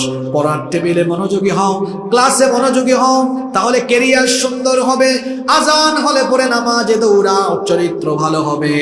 পড়াশোনা মনোযোগ দিয়ে করে যদি কেরিয়ারটা সুন্দর করতে পারো, নামাজি হয়ে যদি চরিত্রবান হতে পারো, তুমি যদি সুন্দর কেরিয়ার আর সুন্দর চরিত্র এস্টাবলিশ করতে পারো, কোনো মেয়ের পিছনে তোমার ঘুরঘুর করা লাগবে না। গোটা ফেনীর সুন্দরী সুন্দরী মেয়ের বাপ তোমার মতো সুন্দর ক্যারেক্টার আর সুন্দর চরিত্রবান ছেলের কাছে নিজের সুন্দরী মেয়ে বিয়ে দেওয়ার জন্য তোমার পিছনে তারা ঘুরঘুর আরম্ভ করবে। নিজে সিদ্ধান্ত নাও, অসভ্য ছেলের মতো মেয়েদের পিছনে ঘুরঘুর করবা, নাকি নিজেকে এমন জায়গায় নিয়ে যাবা যাতে করে তোমার পিছনে মানুষ ঘুরঘুর করবে। নিজেই সিদ্ধান্ত নাও। বিবাহ বহির্ভূত কোনো হারাম রিলেশনে নিজেকে সম্পৃক্ত করবেন না। হারামের মধ্যে কোনো আরাম নাই। আর যারা গোপন সম্পর্কে আছেন তাদেরকে বলছি ভাই, হারাম গোপন সম্পর্ক যদি আপনি করেন, কেউ যেটা জানেন না কিন্তু সেটাও যিনি জানেন তিনি কি? এই যুবক ভাইয়েরা শোনো, রাতের বেলা যারা পর্নোগ্রাফি দেখো, যারা জিনার সাগরে ডুব দিয়ে দাও, যারা একটু একা হইলেই জিনা করতে মন চায়, চোখের জিনা, জবানের জিনা, সব রকমের জিনা করতে মন চায়, এই হাদিস বলার পরেও তোমার মাথায় যদি না ঢোকে, তাহলে আমি মনে করব তোমার মাথায় শয়তান পেশাব করে দিয়েছে। ভালো করে হাদিসটা শোনো। আল্লাহর নবী বলেছেন, কিয়ামতের দিন কিছু মানুষ আরবের তিহামা পর্বতমালা, শুভ্র সেই পর্বতমালা সমান নেক আমল নিয়ে হাসরের মাঠে হাজির হবে। ভালো করে হাদিসটা শুনে, আল্লাহর নবী বলেছেন কিয়ামতের মাঠে পর্বতমালার সমান আমল নিয়ে কিছু মানুষ হাজির হবে, কিন্তু তাদের পর্বতমালার সমান নেক আমল মুহূর্তেই হাসরের মাঠে ধুলাবালি হয়ে উড়ে যাবে, আমলগুলো বরবাদ হয়ে যাবে, নষ্ট হয়ে যাবে। কি ডেঞ্জারাস কথা, আপনি বুঝতে পারছেন? পর্বতমালা সমান আমল নিয়ে হাজির হবে, আমলগুলো কি হয়ে যাবে? ধুলা। বুঝেন তো, বাতাস আসলে ধুলা কি হয়? আপনার এই পর্বতমালার আমল ধুলা হয়ে উড়ে যাবে, নাই আমল আর নষ্ট, বরবাদ। সাহাবীরা এটা শুনে জিজ্ঞেস করলেন, ইয়া রাসূলুল্লাহ, সকলে পড়েন সাল্লাল্লাহু আলাইহি ওয়াসাল্লাম, এত বড় সাংঘাতিক কথা, বড় আশ্চর্য কথা, এতগুলো আমল কোথায় যাবে? মুহূর্তেই কোথায় হারিয়ে যাবে? কেন হারিয়ে যাবে? নবীজি তখন বললেন, সেই লোকগুলো হলো তারা আজান হলেও নামাজে যায়, মাহফিল হলে মাহফিলেও যায়, আবার যাকাত হলে, রমজান আসলে রোজাও রাখে, হজও করেছে, হাজী সাহেব নামের আগে উমরাও করেছে, ভালো ভালো কাজেও থাকে, কিন্তু যখন একা হয়ে যায়, নীরবে নিবৃতে গোপনে হারাম কাজে লিপ্ত থাকে, গোপনে গোপনে একাকী হারাম কাজে লিপ্ত থাকবে যারা, হাসরের ময়দানে আমল শূন্য হয়ে যাবে তারা। কি ডেঞ্জারাস কথা, কি ভয়াবহ কথা! এই একটা হাদিসই তো আমার জীবন পরিবর্তনের জন্য যথেষ্ট। যুবক ভাইদেরকে বলছি, এই বয়সে জিনার সাগরে ডুব দিও না ভাই। নিজের লজ্জাস্থানের হেফাজত করো, চরিত্রবান হও। আল্লাহর নবী সুসংবাদ দিয়েছেন, বুখারীর হাদিস, মাইয়াদমানলি মা বাইনা লাহিয়াইহি ওয়া রিজলাইহি আদমানু লাহুল জান্নাহ। নবীজি বলেছেন, যে ব্যক্তি তার দু চুয়ালের মধ্যবর্তী জায়গা অর্থাৎ জিহবা এবং দু উরুর মধ্যবর্তী জায়গা অর্থাৎ লজ্জাস্থান এর হেফাজত যারা করবে, চরিত্র যারা ঠিকঠাক রাখবে, চরিত্র যারা সুন্দর করবে, আমি আল্লাহর নবী কাল কিয়ামতের দিন তার জন্য জান্নাতের জিম্মাদার হয়ে যাব। নিজের চরিত্র ঠিক করে ফেলেন, আপনার জন্য জান্নাতের জিম্মাদারি গ্রহণ করবেন মুহাম্মাদুর রাসূলুল্লাহ সাল্লাল্লাহু আলাইহি ওয়াসাল্লাম। আল্লাহ এই গুণে আমাদেরকে গুণান্বিত হওয়ার তৌফিক দেন। কষ্ট হচ্ছে আপনাদের? এই তো আমরা শেষ দিকে চলে আসতেছি। নাম্বার 9 নম্বর হলো, রহমানের বান্দা হলো তারা মিথ্যা সাক্ষী দেয় না যারা। আমাদের সমাজে মিথ্যা সাক্ষী আছে না নাই? একটু ফেনী কোর্টে গিয়ে দেখেন, মিথ্যা সাক্ষী দিয়ে কত ভালো মানুষগুলোকে হয়রানি করা হচ্ছে।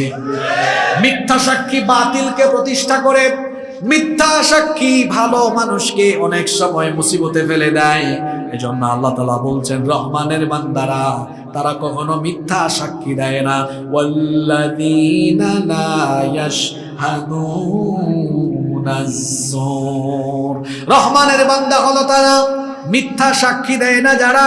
আমার সমাজে তাকিয়ে দেখেন, মিথ্যা সাক্ষীদাতা অনেক মানুষই আছে যারা অল্প একটু টাকা খাইয়া মিথ্যা সাক্ষী দেয়, অথবা দুনিয়াবি ফায়দা, দুনিয়াবি স্বার্থ, দুনিয়াবি সামান্য মোহে পড়ে মাঝে মাঝে মিথ্যা সাক্ষ্য দেয়।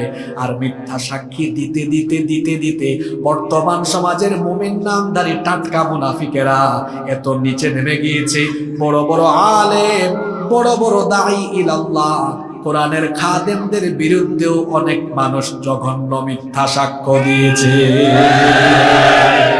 যাব কোথায় আমরা? শয়তানও খিলখিলিয়ে হাসে, দেখছো কি জাতের শয়তান, হ্যাঁ, জাতির শ্রেষ্ঠ সন্তান আলেমদের বিরুদ্ধে মিথ্যা সাক্ষ্য দেয়। আছে না নাই? জোরে বলেন, আছে না নাই? খবরদার, মিথ্যা বলা, মিথ্যা সাক্ষ্য দেওয়া অথবা মিথ্যা যে কোনো কিছু, এটা কিন্তু বাতিলকে প্রতিষ্ঠিত করে, মানুষকে কষ্টে ফেলে দেয়। মানুষকে কষ্ট দিয়েন না, বড় মুসিবতে পড়ে যাবেন আপনি। দেখেন না, মিথ্যা মামলাও আছে, বাস পুরাইছে একজন, মামলা খাইছে আরেকজন। আমাদের মতো বহু হুজুররা আছেন যারা মসজিদে থাকেন, যারা মাদ্রাসায় দর্সে থাকেন, ছাত্রদেরকে পড়ান, মসজিদের মেহরাবে তাদেরকে নামাজে দেখা যায়, মিম্বরে বক্তৃতায় দেখা যায়, ওয়াজ মাহফিলে, তাফসীর মাহফিলে তাদেরকে বক্তৃতা দিতে দেখা যায়, রাস্তাঘাটে গিয়ে গাড়ি ভাঙচুর করতে মানুষ তাদেরকে জীবনেও দেখে নাই। এরকম বড় বড় হুজুররাও মামলা খাইছে, গাড়ি পুরাইছে, কে জানে কে একজন, মামলা খাইছে আরেকজন। এরকম নাই তো আমার সমাজে? আপনি কি রাগ করলেন নাকি?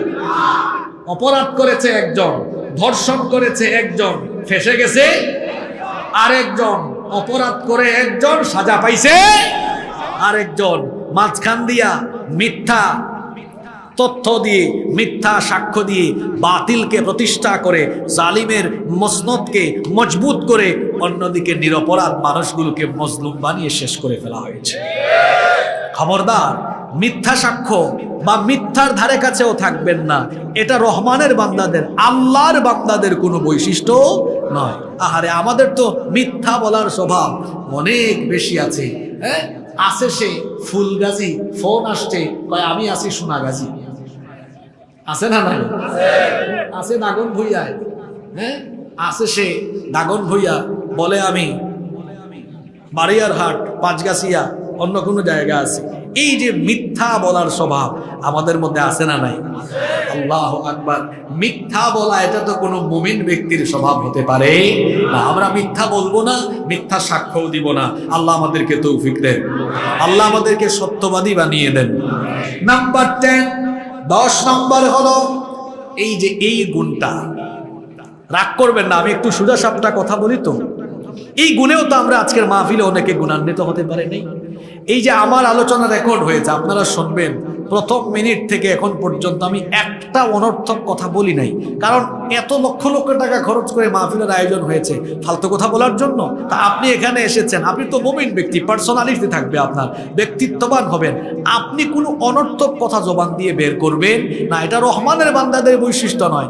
এজন্য আল্লাহ এই সূরার মধ্যে 10 নাম্বার গুণ উল্লেখ করেছেন, ওয়া ইযা মাররু বিল্লাগবি মাররু কিরামা।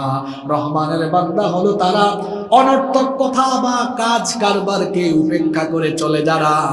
এটা কিন্তু বড় অন্যতম একটা গুণ। এই গুণে গুণান্বিত হতে পারলে আপনার দুনিয়াও সফল হয়ে যাবে, আখিরাতও সফল হয়ে যাবে। কিন্তু আমাদের সমাজের প্রায় বেশিরভাগ মানুষ বেহুদা কাজে লিপ্ত, অনর্থক কাজে লিপ্ত, কাজের কাজ একটাও করে না। দেখা যায় আজে বাজে কথাবার্তা বলার জন্য আজে বাজে স্থানে বসে যায়। এজন্য আমি চায়ের দোকানগুলোর নাম দিয়েছি বাংলাদেশের সেকেন্ড পার্লামেন্ট। ওখানে চায়ের দোকানদার স্পিকারের ভূমিকায় থাকে, আর চা খোরেরা সাংসদের ভূমিকায় অবতীর্ণ হয়ে চা পান করে আর সকল আলোচনা সমালোচনার ঝড় তারা দোকানের মধ্যে উঠায়। আরেকটা জায়গা আছে মসজিদের বৈঠকখানা বা মসজিদের পুকুর পাড়ে বৈঠকখানা থাকে। কিছু কিছু মুসল্লি আছে নামাজ আদায় করার পরে তার কোনো কাজ কাম নাই, দুনিয়ার কোনো কাজে যায় না, মসজিদের সামনের বৈঠকখানায় বসে বসে ইমাম সাহেব মুয়াজ্জিন সাহেব কোন দিকে কি করলো, মসজিদের সভাপতি সেক্রেটারি মোতওয়াল্লি বা এলাকার কে কোন কাম করলো, এগুলো নিয়ে আলোচনা সমালোচনা আছে না নাই? একটা উদাহরণ দিলে আপনারা বুঝবেন। পরীক্ষার হলে, এই যে এখন এসএসসি পরীক্ষা চলছে, পরীক্ষার হলে ভালো ছাত্র যখন সকাল 10টায় হলে ঢুকে প্রশ্নপত্র হাতে পাওয়ার পরে সে সামনে তাকায় না, পিছনে তাকায় না, ডানে বামে কাউকে গুতাগুতি করে না, কাউকে জিজ্ঞেস করে না আমাকে এটা বলে দে, বরং প্রশ্ন পাওয়ার পরে ঘড়িটার সামনে নিয়ে ঘড়ি দেখে দেখে লিখতে থাকে, কারণ সে জানে তার সময় হলো 3 ঘন্টা। প্রত্যেকটা মুহূর্তকে কাজে লাগায়। সামনে পিছনে ডানে বামে তাকানোর তার যেমন সময় নাই, তার সামনে পিছনে ডানে বামে তাকানোর যেমন কোনো প্রয়োজন নাই, ঠিক তেমনি মোমেন বান্দারা, আল্লাহর প্রিয় বান্দারা দুনিয়াতে সামনে পিছনে ডানে বামে কত বেহুদা কথাবার্তা কাজকর্ম হচ্ছে, এগুলো দেখা বা শোনার তাদের টাইম না। ভালো ছাত্র যেমন 3 ঘন্টা শুধু লিখে, ঠিক তেমনি ভাবে মোমেন বান্দারা, আল্লাহর বান্দারা, রহমানের বান্দারাও মরার আগ পর্যন্ত নেক আমলের প্রতিযোগিতা করে। কিন্তু এখন আমরা বেহুদা টাইম নষ্ট করি ফেসবুকে, আর ফেসবুকের নাম আমি দিয়েছি গীবত বুক, চুগলখুরি বুক, এটার নাম দিয়েছি আমি বিতর্ক বুক, ফেসবুকের নাম আমি দিয়েছি অনর্থক সময় নষ্ট করার বুক। এই ফেসবুকে যত কম থাকবেন ততই ভালো। অনেকে দেখবেন ফেসবুকে বেশি বেশি সময় নষ্ট করে ফটো আপলোড করছে, সারাদিন কমেন্টের রিপ্লাই দিচ্ছে, সারাদিন এর সাথে ওর সাথে ঝগড়া করছে। এই ক্ষেত্রে আমাদের আলেমরাও কিন্তু পিছায়া নাই, আছে না নাই? এই যে গত কয়েকদিন ধরে দেখছি আর বড় কষ্ট পাচ্ছি। মেয়ারে হক, সত্যের মাপকাঠি কে? রাসূল সাল্লাল্লাহু আলাইহি ওয়াসাল্লাম নাকি সাহাবীরা? এটা নিয়ে কওমি আলিয়া ঘরানার আলেমদের মধ্যে এবং বিশেষ করে 2 ঘরানার ইসলামী দলের মধ্যেও ব্যাপক আলোচনা সমালোচনা, ফেসবুক পোস্ট, পাল্টা পোস্ট, লাইভ পাল্টা লাইভ, এগুলো চলছে। ঠিক আছে কথা? কোন সময় এগুলো চলছে? যেই সময়ে আমাদের সন্তানদের বইয়ের ভেতরে ট্রান্সজেন্ডার, ফাহিম অন্তরার প্রেমের গল্প, নিরাপদ স্পর্শের নামে অনেক অশ্লীলতা, এবং বইয়ের ভেতরে সারেগামা পাধানিসা, লীলাবালি লীলাবালি, বড় যুবতী সৈগ, বিয়ার সাজনী, কন্যা সাজলো, যখন গোটা বইগুলোতে অশ্লীলতা, বেহায়াপনা, নোংরামি দিয়ে ভরে দিয়ে আমার কোমলমতি শিক্ষার্থীদেরকে, আগামী প্রজন্মকে চরিত্রহীন, লম্পট, সমকামী এবং চরিত্রহীন বানানোর অপচেষ্টা চলছে, সেই সময়ে কওমি আলিয়া সকল দলমতের আলেমুলামারা এক টেবিলে বসে এই মুহূর্তে কি করণীয়, কি করা যায় সেটা নিয়ে যখন সংলাপ করা বসা দরকার, দায়িত্বশীল মহলকে গিয়ে সজাগ করা দরকার, তখন আমাদের রাহবারেরা মেয়ারে হক নিয়ে তারা আলোচনা সমালোচনা আরম্ভ করেছেন। এই মেয়ারে হক, এই যে শব্দটা, এটা কুরআন সুন্নাহর বহুল ব্যবহৃত কোনো পরিভাষাও নয়। ভারতীয় উপমহাদেশে এটা, বিশেষ করে যখন বাংলাদেশ, ভারত, পাকিস্তান সব যখন এক জায়গায় ছিল, এক দেশে আমরা ছিলাম, তখন এক ঘরানার আলেমদের থেকে এই শব্দটির উৎপত্তি হয়েছে। রাসূল সাল্লাল্লাহু আলাইহি ওয়াসাল্লাম এবং সাহাবীদেরকে আমরা ভালোবাসবো, তাদেরকে আমরা অনুসরণ করব, অনুকরণ করব, বাস এতটুকু কথা হওয়াই উচিত। আমরা এগুলো নিয়ে আলোচনা সমালোচনা বা নতুন নতুন শব্দের উৎপত্তি ঘটিয়ে জনমনে সাধারণ মানুষের মধ্যে বিভিন্ন ধরনের ফিতনার সৃষ্টি যদি আমরা করি, তাহলে আলেমদের প্রতি মানুষের আস্থা, বিশ্বাস, সম্মান, মর্যাদা দিন দিন কমে যাবে। যদি এগুলো কথা বলা প্রয়োজনই হয়, তাহলে পর্দার অন্তরালে নিজেরা বসে আলোচনা করা যায়। এই যে ফেসবুকে এই শব্দগুলো বলছেন, এই যে আমার সামনেও যারা আছে, এদের মধ্যে 99% মানুষ হয়তো এই শব্দটা অনেকে নতুন শুনেছে, বা শুনলেও অনেকে এই শব্দের আগাও বুঝে না, মাথাও বুঝে না। এগুলো তো একাডেমিক কিছু শব্দ, এই শব্দগুলো নিয়ে তো বসে আলোচনা করা যায় নিজেদের মধ্যে। এগুলো তো জনগণে বা মানুষের সামনে পাবলিক সাইটে এনে ফিতনার মধ্যে আরো ফিতনা লাগানো উচিত নয়। উচিত ছিল উম্মতকে এক রাখা। এমনিতেই উম্মতের ঘরে আগুন জ্বলছে, উচিত ছিল সবাইকে পানি নিয়ে এগিয়ে এসে উম্মতের ঘরের আগুন নিভিয়ে ঠান্ডা করে উম্মতকে একত্রিত করা। কিন্তু হায় হায় হায়, আগুন নিভাবে কারা? দেখা যাচ্ছে আগুন লাগার পরে পানি নিয়ে না এসে কেরোসিন নিয়ে এসে আবার আগুন আরো জ্বালিয়ে দেওয়ার উপক্রম হচ্ছে। এদিকে আলেমে কামড়া কামড়ি হচ্ছে, আর ওই দিকে আমরা বাহাস করছি, সংলাপ করছি, ভিডিও পাল্টা ভিডিও, আলোচনা পাল্টা সমালোচনা, এগুলো করছি। আর অন্যদিকে ট্রান্সজেন্ডার পড়াইয়া এবং অন্যান্য অসভ্যতামি নোংরামি বাচ্চাদেরকে শিখাইয়া সামনে পরীক্ষা চলে আসতেছে। আপনারা আমার কথা বুঝতেছেন? আমার কিছু কিছু আলেমও এখন বের হয়েছেন। আমি এই কথাগুলো কোনোদিন মাহফিলে বলি না, কারণ কারো সমালোচনা করা, কারো সম্পর্কে কথা বলা আমি এটা পছন্দ করি না। কারণ কোরআনের মাহফিল কাউকে নিয়ে কটাক্ষ করা, কাউকে নিয়ে সমালোচনা করার জায়গা নয়। কিন্তু এটা আজকে বাধ্য হয়ে বলতে হচ্ছে।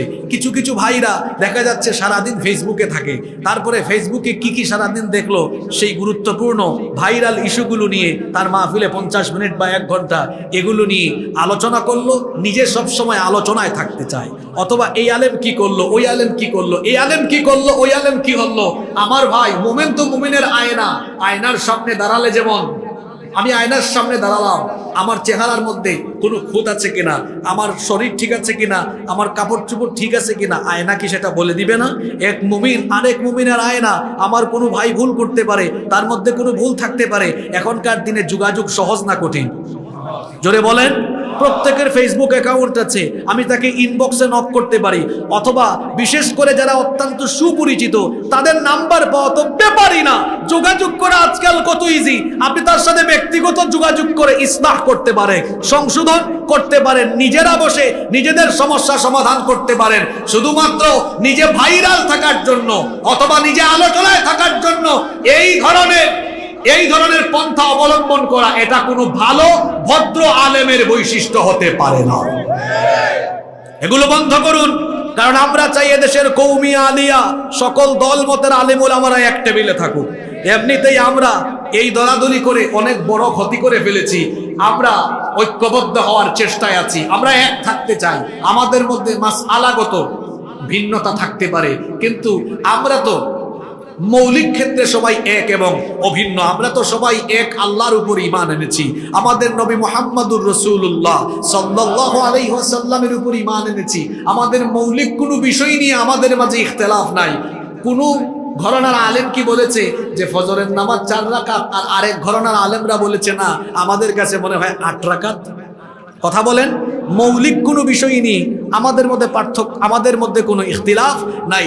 যে সকল ইখতিলাফগুলো আছে সেগুলো এমন বিষয় যেগুলি নিয়ে ইখতিলাফ থাকলেও আমরা চাইলে এক হয়ে ঐক্যবদ্ধ থাকতে পারি। সুতরাং বলবো, এই সংকীর্ণতা নিজেদের অন্তর থেকে, হৃদয় থেকে ঝেড়ে ফেলে দিয়ে আসুন উদারতা লালন করে আমরা যদি নিজেরা উদার হতে পারি, আমাদেরকে দেখে এদেশের মুসলমানরা শিখবে। আমরা একজন আরেকজনকে সম্মান করে কথা বলতে শিখি, একজন আরেকজনকে আন্তরিকভাবে ভালোবাসতে শিখি। আমরা যদি নিজেদের মধ্যে আন্তরিকতা, ভ্রাতৃত্ব, সম্মানবোধ আর ভালোবাসা বাড়াতে পারি, তাহলে এদেশের মুসলমানরাও আমাদেরকে দেখে দেখে ঐক্যবদ্ধ হয়ে যাবে। আর যখন মুসলমানরা ঐক্যবদ্ধ হয়ে যাবে, সকল ঘরানার আলেমরা ঐক্যবদ্ধ হয়ে যাবে, এই দেশে কোরআনের শাসনও তখন প্রতিষ্ঠা হয়ে যাবে। আল্লাহ এই কথাগুলো আমাদেরকে বুঝবার তৌফিক দান করেন। আমি বলছিলাম অনর্থক কথা বলা, আজে বাজে কথা বলা, এগুলো রহমানের বান্দার কোনো বৈশিষ্ট্য নয়। আজে বাজে কাজ চলছে, আপনি এই দাগন ভুইয়ার রাস্তা দিয়ে হেঁটে যাচ্ছেন, এখানে গান হচ্ছে, এগুলো আমার জন্য আজে বাজে জিনিস, আমি শুনবো না, আমি চলে যাব। মোবাইলে বাজে ভিডিও এসেছে, এটা আমার জন্য অনর্থক ভিডিও, এটা আমি দেখবো না, আমি কোনো বাজে কথা বলবো না। বাজে কাজ করা, ওই যে আমরা একটু আগে একটা এক্সাম্পল দিচ্ছিলাম, দেখবেন এসএসসি পরীক্ষা চলছে, আমরাও পরীক্ষার হলে দেখেছি, যখন আমরা নিজেরাও পরীক্ষা দিয়েছি, কিছু ছাত্র আছে পরীক্ষার হলে ঢোকার পরে, খাতা পাওয়ার পরে, প্রশ্ন পাওয়ার পরে সামনের জনকে জিজ্ঞাসা, এটা কি, তারপরে ডানে কোথায়, এটা আমারে বলে দে, ডানে কিছুক্ষণ, বামে কিছুক্ষণ, সামনে কিছুক্ষণ, পিছনে কিছুক্ষণ। তখন ইনভিজিলেটর যিনি থাকেন তারে তখন সতর্ক করেন, এই তুমি এদিক ওদিক তাকাইও না, সময় কাজে লাগাও।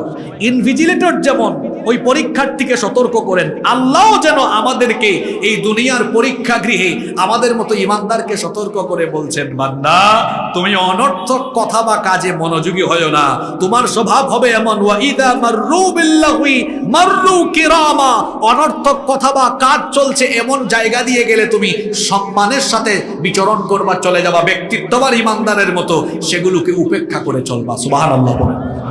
এই গুণে আল্লাহ গুণান্বিত হওয়ার তৌফিক আমাদেরকে দান করেন, বলেন আমিন। এরপরে রহমানের বান্দাদের 11 নম্বর গুণ হলো, কোরআন থেকে যখন তাদেরকে উপদেশ দেওয়া হয় তখন তারা অন্ধ আর বধিরের মতো আচরণ করে না। এই যে দীর্ঘ 1 ঘন্টা ধরে আপনাদেরকে আমি কোনো উপদেশ দিচ্ছি না, আল্লাহর কথাগুলো আল্লাহ দয়া করে আমাকে দিয়ে বলাচ্ছেন, এই সবগুলো উপদেশ, জোরে বলেন কার উপদেশ? আল্লাহ তাআলা বলছেন রহমানের বান্দাদের স্বভাব হলো আল্লাহর কালামের উপদেশগুলো তারা যখন শুনে আবু জাহেলের মতো আচরণ করে না। আবু জাহেল নবীজির কাছ থেকে কোরআন শুনেছে, নবীজির কণ্ঠে কোরআন শোনার পরে গুমরা আরো গুমরা হয়েছে। আমাদের সমাজেও আবু জেহেলীয় চরিত্রের বহু মানুষ আছে যারা কোরআনের উপদেশ শোনার সময় তারা দিলের কান দিয়ে শুনে না, শুনে এক কান দিয়ে বের করে দেয় আরেক কান দিয়ে। কোরআন বলছে সুদ খেও না, এটা শোনার পরেও সে সুদ খায়, মনে হয় যেন বধিরের মতো স্বভাব, শুনেও না শোনার ভান ধরে। এমন মানুষ বলেন তো আমাদের সমাজে কম বেশি আছে না নাই? অন্যায় অপকর্ম কোনটা হারাম কোনটা নিষিদ্ধ সব কোরআন বলে দিয়েছে, শোনার পরেও বধিরের মতো আচরণ করে, দেখেও যেন না দেখার ভান করে, শুনেও যেন না শোনার ভান করে। আল্লাহ তাআলা বলছেন এটা রহমানের বান্দার বৈশিষ্ট্য নয়, বরং রহমানের বান্দাদের স্বভাব হলো, আল্লাহ তাআলা বললেন ওয়াল্লাযীনা ইযা যুক্কিরু বিআয়াতি রাব্বিহিম লাম ইয়াখিরু আলাইহা সুম্মান ওয়া উময়ানা। রহমানের বান্দা হলো তারা কোরআন দিয়ে তাদের রবের উপদেশ শোনানো হলে অন্ধ আর বধিরের মতো আচরণ করে না। যারা কোরআন শুনলে রহমানের বান্দাদের ইমানদারদের ঈমান আরো বাড়ে না কমে? আরো জোরে বলেন, বাড়ে না কমে? ইন্নামাল মুমিনুনাল্লাযীনা ইযা যুকিরাল্লাহু ওয়াজিলাত কুলুবুহুম ওয়া ইযা তুলিয়াত আলাইহিম আয়াতুহু زادتهم إيمانا وعلى ربهم يتوكلون। নিশ্চয়ই মুমিন হলো তারা, নিশ্চয়ই মুমিন হলো তারা আল্লাহর কথা স্মরণ হলে অন্তরটা কম্পিত হয়ে যাবে, অন্তর আল্লাহর ভয়ে ভীত হয়ে যাবে, এবং আল্লাহর আয়াত যখন তাদেরকে শোনানো হয় তাদের ঈমান আরো বেড়ে যায়। আল্লাহ এই গুণে গুণান্বিত হওয়ার তৌফিক আমাদেরকে দান করেন, বলেন আমিন। 12 এবং সর্বশেষ হলো রহমানের বান্দাদের গুণ হলো, বিবাহিত অবিবাহিত সকলকে বলছি এই শেষের কথাটা ভালো করে শোনেন। কথায় আছে শেষ ভালো যার সব ভালো তার।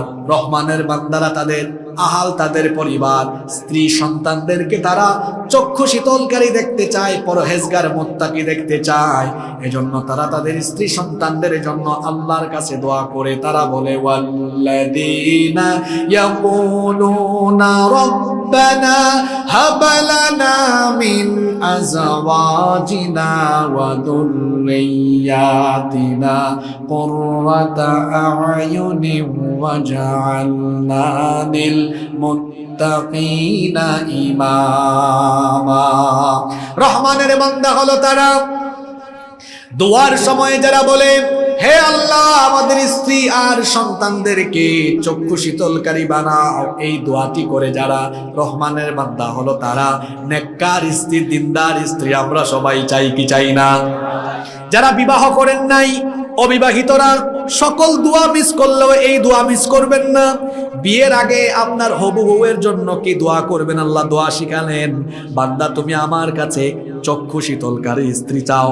খুব সুন্দর শব্দ চয়ন করেছেন আল্লাহ, চক্ষু শীতলকারী, অর্থাৎ এমন স্ত্রী, এমন বউ যাকে দেখলে নয়ন জুড়িয়ে যায়, চক্ষু ঠান্ডা হয়ে যায়, হৃদয়টা প্রশান্ত হয়ে যায়। আপনি ঘরে গিয়ে দেখলেন আপনার স্ত্রী আজান হলে 5 ওয়াক্ত নামাজ আদায় করে, রাতের বেলা তাহাজ্জুদ আদায় করে, আপনার স্ত্রী আপনার কেয়ারিং করে, আপনার স্ত্রী আপনার বাবা মায়ের খেদমত করে, সন্তানদেরও ঠিক মতো দেখাশোনা করে। এমন স্ত্রী যদি আপনার চক্ষু দেখে, বলেন তো চক্ষু ঠান্ডা হবে কি হবে না? আর যদি ঘরের মধ্যে গিয়ে দেখেন বউ সারাদিন টাপুর টুপুর নিয়ে ভারতীয় সিরিয়াল নিয়ে পড়ে থাকে, মা বাবাকেও দেখাশোনা করে না, আপনারও কোনো কথা শুনে না, নামাজিও হয় না, এমন বউ দেখলে দেখবেন অন্তরের মধ্যে সব সময় একটা অশান্তি ভাব আসে। এজন্য আল্লাহর নবী বলেছেন, মান রাযাকাহুল্লাহু ইমরাআতান সালিহা ফাকাদ আ'ানাহু আলা শাতরি দীনি। আল্লাহ যেই ব্যক্তিকে দয়া করে একজন নেককার জীবন সঙ্গিনী দান করেছেন, আল্লাহ যেন ওই ব্যক্তিকে ইসলামের অর্ধেক নিয়ামত দান করে দিয়েছে। এটা একটা বুঝবা না তোমরা, যারা বিবাহিত তারা জানে, টাকা আছে, পয়সা আছে, ক্ষমতা আছে, সব আছে, বউ যদি ভালো না হয় সবকিছু যেন অশান্তি, জাহান্নাম লাগে। আর বউ যদি ভালো হয়, ঘরের মধ্যে যদি দামি দামি আসবাবপত্র না থাকে, টাকা পয়সা কম থাকে, বউ ভালো হলে অন্তরের মধ্যে সবসময় একটা শান্তি ভাব আসে। নেককার স্ত্রী পাওয়ার জন্য আল্লাহর কাছে দোয়া করতে হবে, সেই দোয়া আল্লাহ শিখিয়েছেন। আবার যারা বিবাহিত তারাও এই দোয়াটা করবেন, স্ত্রীকে যেন আল্লাহ আপনার জন্য চক্ষু শীতলকারী বানিয়ে দেন। দোয়ার পরবর্তী অংশটা হলো, আল্লাহ শুধু আমাদের স্ত্রী নয়, আমাদের সন্তানগুলোকেও আমাদের জন্য চক্ষু শীতলকারী বানিয়ে দেন। আর সন্তান ছেলে মেয়ে যদি নষ্ট হয়ে যায় তাহলে দুঃখের কোনো শেষ নাই। আপনি যদি বাড়িতে দেখেন আপনার ছেলে আজান হলেই আপনাকে এসে বলে, আব্বু চলেন মসজিদে যাই, আপনার ছেলে যদি বাড়ির সবার সাথে ভালো আচরণ করে, এলাকার সবাইকে সম্মান করে, এলাকার মানুষজন বলবে অমুক সাহেবের ছেলে এত ভালো, তার আচার আচরণ, কথাবার্তা এত সুন্দর, আসলেই ছেলেটা ভালো। এমন কথা যদি আপনার কান শুনে, বলেন তো আপনার সেই ছেলেটাকে দেখলে কলিজা ঠান্ডা হবে কি হবে না? আপনার ছেলে মেয়ে যেন চক্ষু শীতলকারী হয়, এজন্য আল্লাহ দোয়া শিখিয়েছেন, বান্দা তোমার স্ত্রী আর সন্তানকে তুমি যেন পরহেজগার, চক্ষু শীতলকারী হিসেবে পাও। এজন্য আমার কাছে তুমি দোয়া করো, এটা আমার প্রিয় বান্দার বৈশিষ্ট্য। আল্লাহ তাআলা দয়া করে দোয়াটাও শিখাইয়া দিলেন। কেউ চুপ থাকবেন না, সবাই আমার সঙ্গে পড়েন, রব্বানা হাব লানা মিন আজওয়াজিনা ওয়া যুররিয়াতিনা কুররাতা আ'য়ুনিন ওয়াজআলনা লিল মুত্তাকিনা ইমামা। হে আমাদের রব, আমাদের স্ত্রী সন্তানদেরকে তুমি আমাদের জন্য চক্ষু শীতলকারী বানিয়ে দাও, আর আমাদেরকে মুত্তাকিদের ইমাম বানিয়ে দাও। ভালো করে শোনেন, অনেকে আছেন তার ছেলেকে নিয়ে একজন আলেমের কাছে এসে বলেন, হুজুর দোয়া করেন আমার ছেলেটা যেন আপনার মতো আলেম হতে পারে। বাবা, আপনার স্বপ্ন এত ছোট কেন? আপনার ছেলে অমুক আলেমের মতো, তমুক আলেমের মতো আলেম হবে কেন? আল্লাহ এত বড় স্বপ্ন দেখালেন, এত সুন্দর দোয়া শিখালেন। আল্লাহ বলছেন তুমি দোয়া করো তোমার স্ত্রী সন্তান যেন মুত্তাকিদের ইমাম হয়। কাদের ইমাম? আম জনতার ইমাম না মুত্তাকিদের ইমাম? মুত্তাকি কারা? ইন্না আকরামাকুম ইনদাল্লাহি আতকাকুম। কোরআনের এক আয়াতের তাফসীর অন্য আয়াতে পাওয়া যায়, আল্লাহর কাছে সকল মানুষের মধ্যে সবচাইতে সম্মানিত তারা মুত্তাকি যারা। সুবহানাল্লাহ পড়েন। তাহলে আল্লাহ দোয়া শিখাচ্ছেন তোমার ছেলেকে অমুক তমুকের মতো বানাবা কেন, তোমার মেয়ে অমুক তমুকের মতো হবে কেন, আমি তোমাকে বড় স্বপ্ন দেখাচ্ছি, সুন্দর দোয়া শেখাচ্ছি, তুমি দোয়া করো আল্লাহ যেন তোমার সন্তানকে তামাম দুনিয়ার মুত্তাকিদের ইমাম বানান। সাধারণ মানুষের না মুত্তাকিদের? আল্লাহর কাছে সবচেয়ে সম্মানিত কারা? জোরে বলেন। মানে আল্লাহর প্রিয় বান্দাদের লিডার, প্রিয় বান্দাদের নেতা। তাইলে মুত্তাকিদের ইমাম যে হবে সে কি বেশি মুত্তাকি না কম মুত্তাকি? আরো বেশি মুত্তাকি। তাহলে আর কোনোদিন কোনো হুজুরের কাছে গিয়া বললেন না হুজুর ঝাড়ফুঁক করে দেন, মাথায় হাত বুলায় দেন, আপনার মতো যেন হতে পারে। 5 ওয়াক্ত নামাজে এই দোয়াটা পড়বেন, আল্লাহ আমার স্ত্রী আমার সন্তানকে নয়ন শীতলকারী বানিয়ে দাও, আর আমাদেরকে গোটা পরিবারের সবাইকে তুমি মুত্তাকিদের ইমাম বানিয়ে দাও। বলেন আমিন। এখানে কয়টা গুণের কথা আমরা বললাম? আপনারা হচ্ছেন আজকের মাহফিলের রিয়েল শ্রোতা। আমাদের 10% শ্রোতা দেখা যাচ্ছে না। এরা আসছিল দেখি তো হুজুরের চেহারা সুরত কেমন, হুজুরের কণ্ঠ কেমন, হুজুর চিল্লাইতে পারে কেমন। এরা হচ্ছে ওই জাতের। ওরা হলো এমন শ্রোতা যারা মাহফিলে হেদায়েতের নিয়তে আসে না। আপনারা যারা এতক্ষণ ছিলেন আপনারা অ্যাক্টিভ আসল শ্রোতা। এবার আপনাদের উদ্দেশ্যে মূল কথাটা বলে দেই।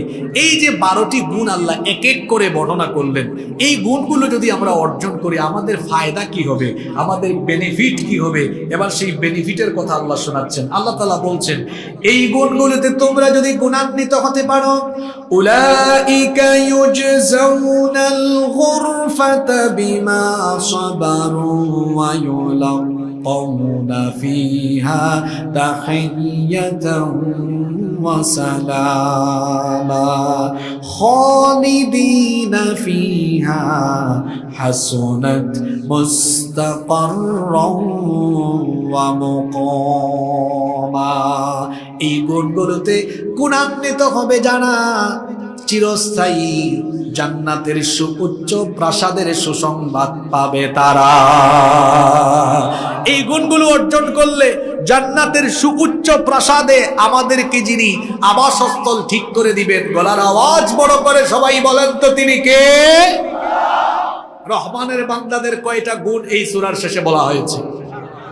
এই 12টা গুণ কে বলতে পারবেন? মাশাআল্লাহ মাশাআল্লাহ। ওই সবুজ পাঞ্জাবি ভাই বলুন দেখি। ভাই নীল পাঞ্জাবি না নেভি ব্লু, বলেন তো ভাই। মাশাআল্লাহ বলেন।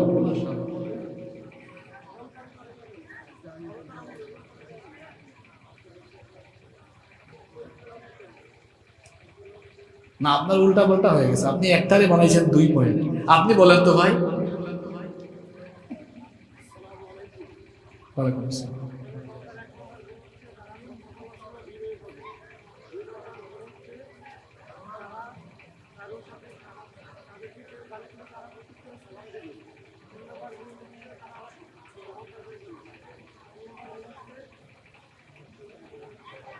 না আপনিও বলতে পারেন। এই তো বলেন না, দেখে বলা যাবে না। আপনারা হাসলেন কেন? আমার এই ভাই সে আমার মতো। এই যে দেখেন আমার সামনে নোট আছে, দেখেছেন নোট কেন আছে? কেন আমি নোট করে কথা বললাম? কারণ আমি 1 ঘন্টা 1.5 ঘন্টা বক্তব্য দিব, আমি আমার পয়েন্টের বাহিরে কথা বলবো না। আমি একটা টপিক ধরবো, শেষ পর্যন্ত ওই টপিকেই কথা বলবো। কিছুক্ষণ ডানে ব্রেক মারবো না, বামে ব্রেক মারবো না, সময় নষ্ট করবো না। আমার এই ভাইকে নিয়ে আপনারা হাসলেন। আমার তো মনে হয় আজকের সবচেয়ে সেরা অ্যাক্টিভ শ্রোতা হলো সে। বলতে পারুক আর না পারুক, সে তো বসে বসে পুরো আলোচনা শুনে পয়েন্টগুলো নোট করে ফেলেছে। এটা একজন ভালো শ্রোতার বৈশিষ্ট্য। আমি জানি আপনারা সবাই পারেন, কিন্তু অনেক মানুষ আছে অনেক জ্ঞানী, দেখবেন আমাদের এলাকায়ও আছে, অনেক জানে কিন্তু মানুষের সামনে দাঁড়াইলে বলতে পারেন। এরকম আছে না? আছে। হয়তো আজকে এরকম মানুষ একটু বেশি, একটু সাহসিকতার অভাবে বলতে পারছে না। আসলে সবই জানে। আমি সহজ করে দিই। 1 নাম্বার, রহমানের বান্দারা ভদ্র না অভদ্র? জোরে বলেন, ভদ্র না অভদ্র? অহংকারী না বিনয়ী? এই হেলিকপ্টার দেখছেন তো, ড্রোন দেখছেন তো, এই জন্য আপনি পারেন নাই। অ্যাক্টিভ হলে 1 নিঃশ্বাসে বলে ফেলতেন। যারা যদি বলতে পারতেন আজকে কিন্তু হাদিয়া পাইতেন। যাই হোক, কি পারবেন? এতক্ষণ হাত তোলা নাই, মুখস্থ করছেন। আচ্ছা বলেন, ঠিক আছে। মাশাআল্লাহ, সাহস আছে। মাশাআল্লাহ বলেন, সাহস আছে বলেন। কিরকম আগায় আসতে দেখছেন, মানে একদম সিনা টানায়া বলেন মাশাআল্লাহ। তারা অহংকারী হয় না, বদমেজাজি হয় না, তাহাজ্জুদ গুজার হয়, তাহাজ্জুদ গুজার হয় এবং জাহান্নাম থেকে বাঁচার জন্য দোয়া করে, আল্লাহর সাথে কাউকে শিরক করে না, মিথ্যা সাক্ষী দেয় না, সত্যবাদী, তারপরে ছেলে সন্তান চক্ষু শীতলের জন্য দোয়া করে, অনেক কোনো কথা বলে না।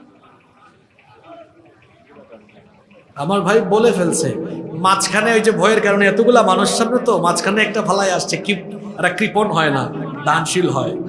হ্যাঁ, তারপরে আরো এক দুইটা মাঝখানে ছুটে গেছে, কোরআন অন্ধ আর বধিরের মতো শোনে না, এই দুই হেদায়েতের উদ্দেশ্যে শোনে। মাশাআল্লাহ, যাই হোক আমার ভাই অন্যদের চেয়ে এগিয়ে আছে, বলেন মাশাআল্লাহ। বসেন, 100তে 100 পাইলে হাদিয়া থাকে, এরকম হবে না। মাশাআল্লাহ। তবে আপনাদের আরো মনোযোগ দিয়ে শোনা উচিত ছিল।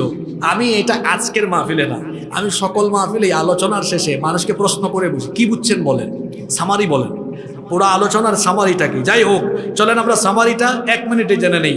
রহমানের বান্দারা হয় নম্র, ভদ্র, বিনয়ী।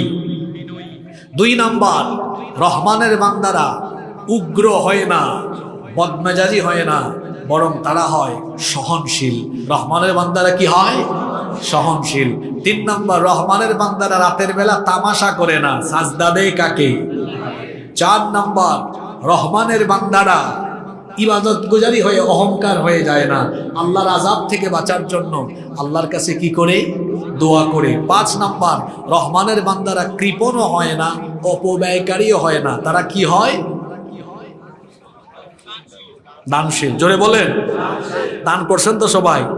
কারা কারা করছেন দেখে হাত তোলেন তো। যারা করে নাই হয়তো বাড়ি থেকে আসার সময় কিছু নিয়ে আসে নাই, আল্লাহ তাদেরকে আরো বড় দানশীল বানিয়ে দেন। 6 নাম্বার, রহমানের বান্দারা আল্লাহর সাথে কাউকে শরীক করে না। 7 নাম্বার, রহমানের বান্দারা অন্যায়ভাবে মানুষ হত্যা করে না। 8 নাম্বার, রহমানের বান্দারা জিনা বেবিচারের ধারে কাছেও যায় না। 9 নম্বর, রহমানের বান্দারা মিথ্যা সাক্ষ্য দেয় না। 10 নম্বর, রহমানের বান্দারা অনর্থক কথা বা কাজের ধারে কাছেও যায় না। 11 নম্বর, রহমানের বান্দারা কোরআন অন্ধ আর বধিরের মতো শোনে না, শোনে তারা হেদায়াতের উদ্দেশ্যে। 12 নম্বর হলো স্ত্রী, সন্তান আর নিজের গোটা পরিবারকে পরহেজগার হওয়ার জন্য, বিশেষ করে স্ত্রী সন্তানকে চক্ষু শীতলকারী হিসাবে পাওয়ার জন্য দোয়া করে কার কাছে? এই 12টি গুণে যদি আমরা গুণান্বিত হতে পারি, আমাদের জীবন সুন্দর হয়ে যাবে, আমাদের জীবন সফল হয়ে যাবে। দুনিয়াতেও টেনশন থাকবে না, আখিরাতেও কোনো টেনশন থাকবে না ইনশাআল্লাহ। কারণ এই গুণাবলী অর্জনকারীদের জন্য তো দুনিয়ার কোনো হুজুর জান্নাতের সুপারিশ, জান্নাতের ঘোষণা করেন নাই, সুসংবাদ দেন নাই। সরাসরি জান্নাতের ঘোষণা যিনি দিয়ে রেখেছেন, জোরে বলেন তিনি কি? আল্লাহ তাআলা আমাদেরকে এই 12টি গুণে গুণান্বিত হওয়ার তৌফিক দান করেন। আমরা সবাই বলি আমিন।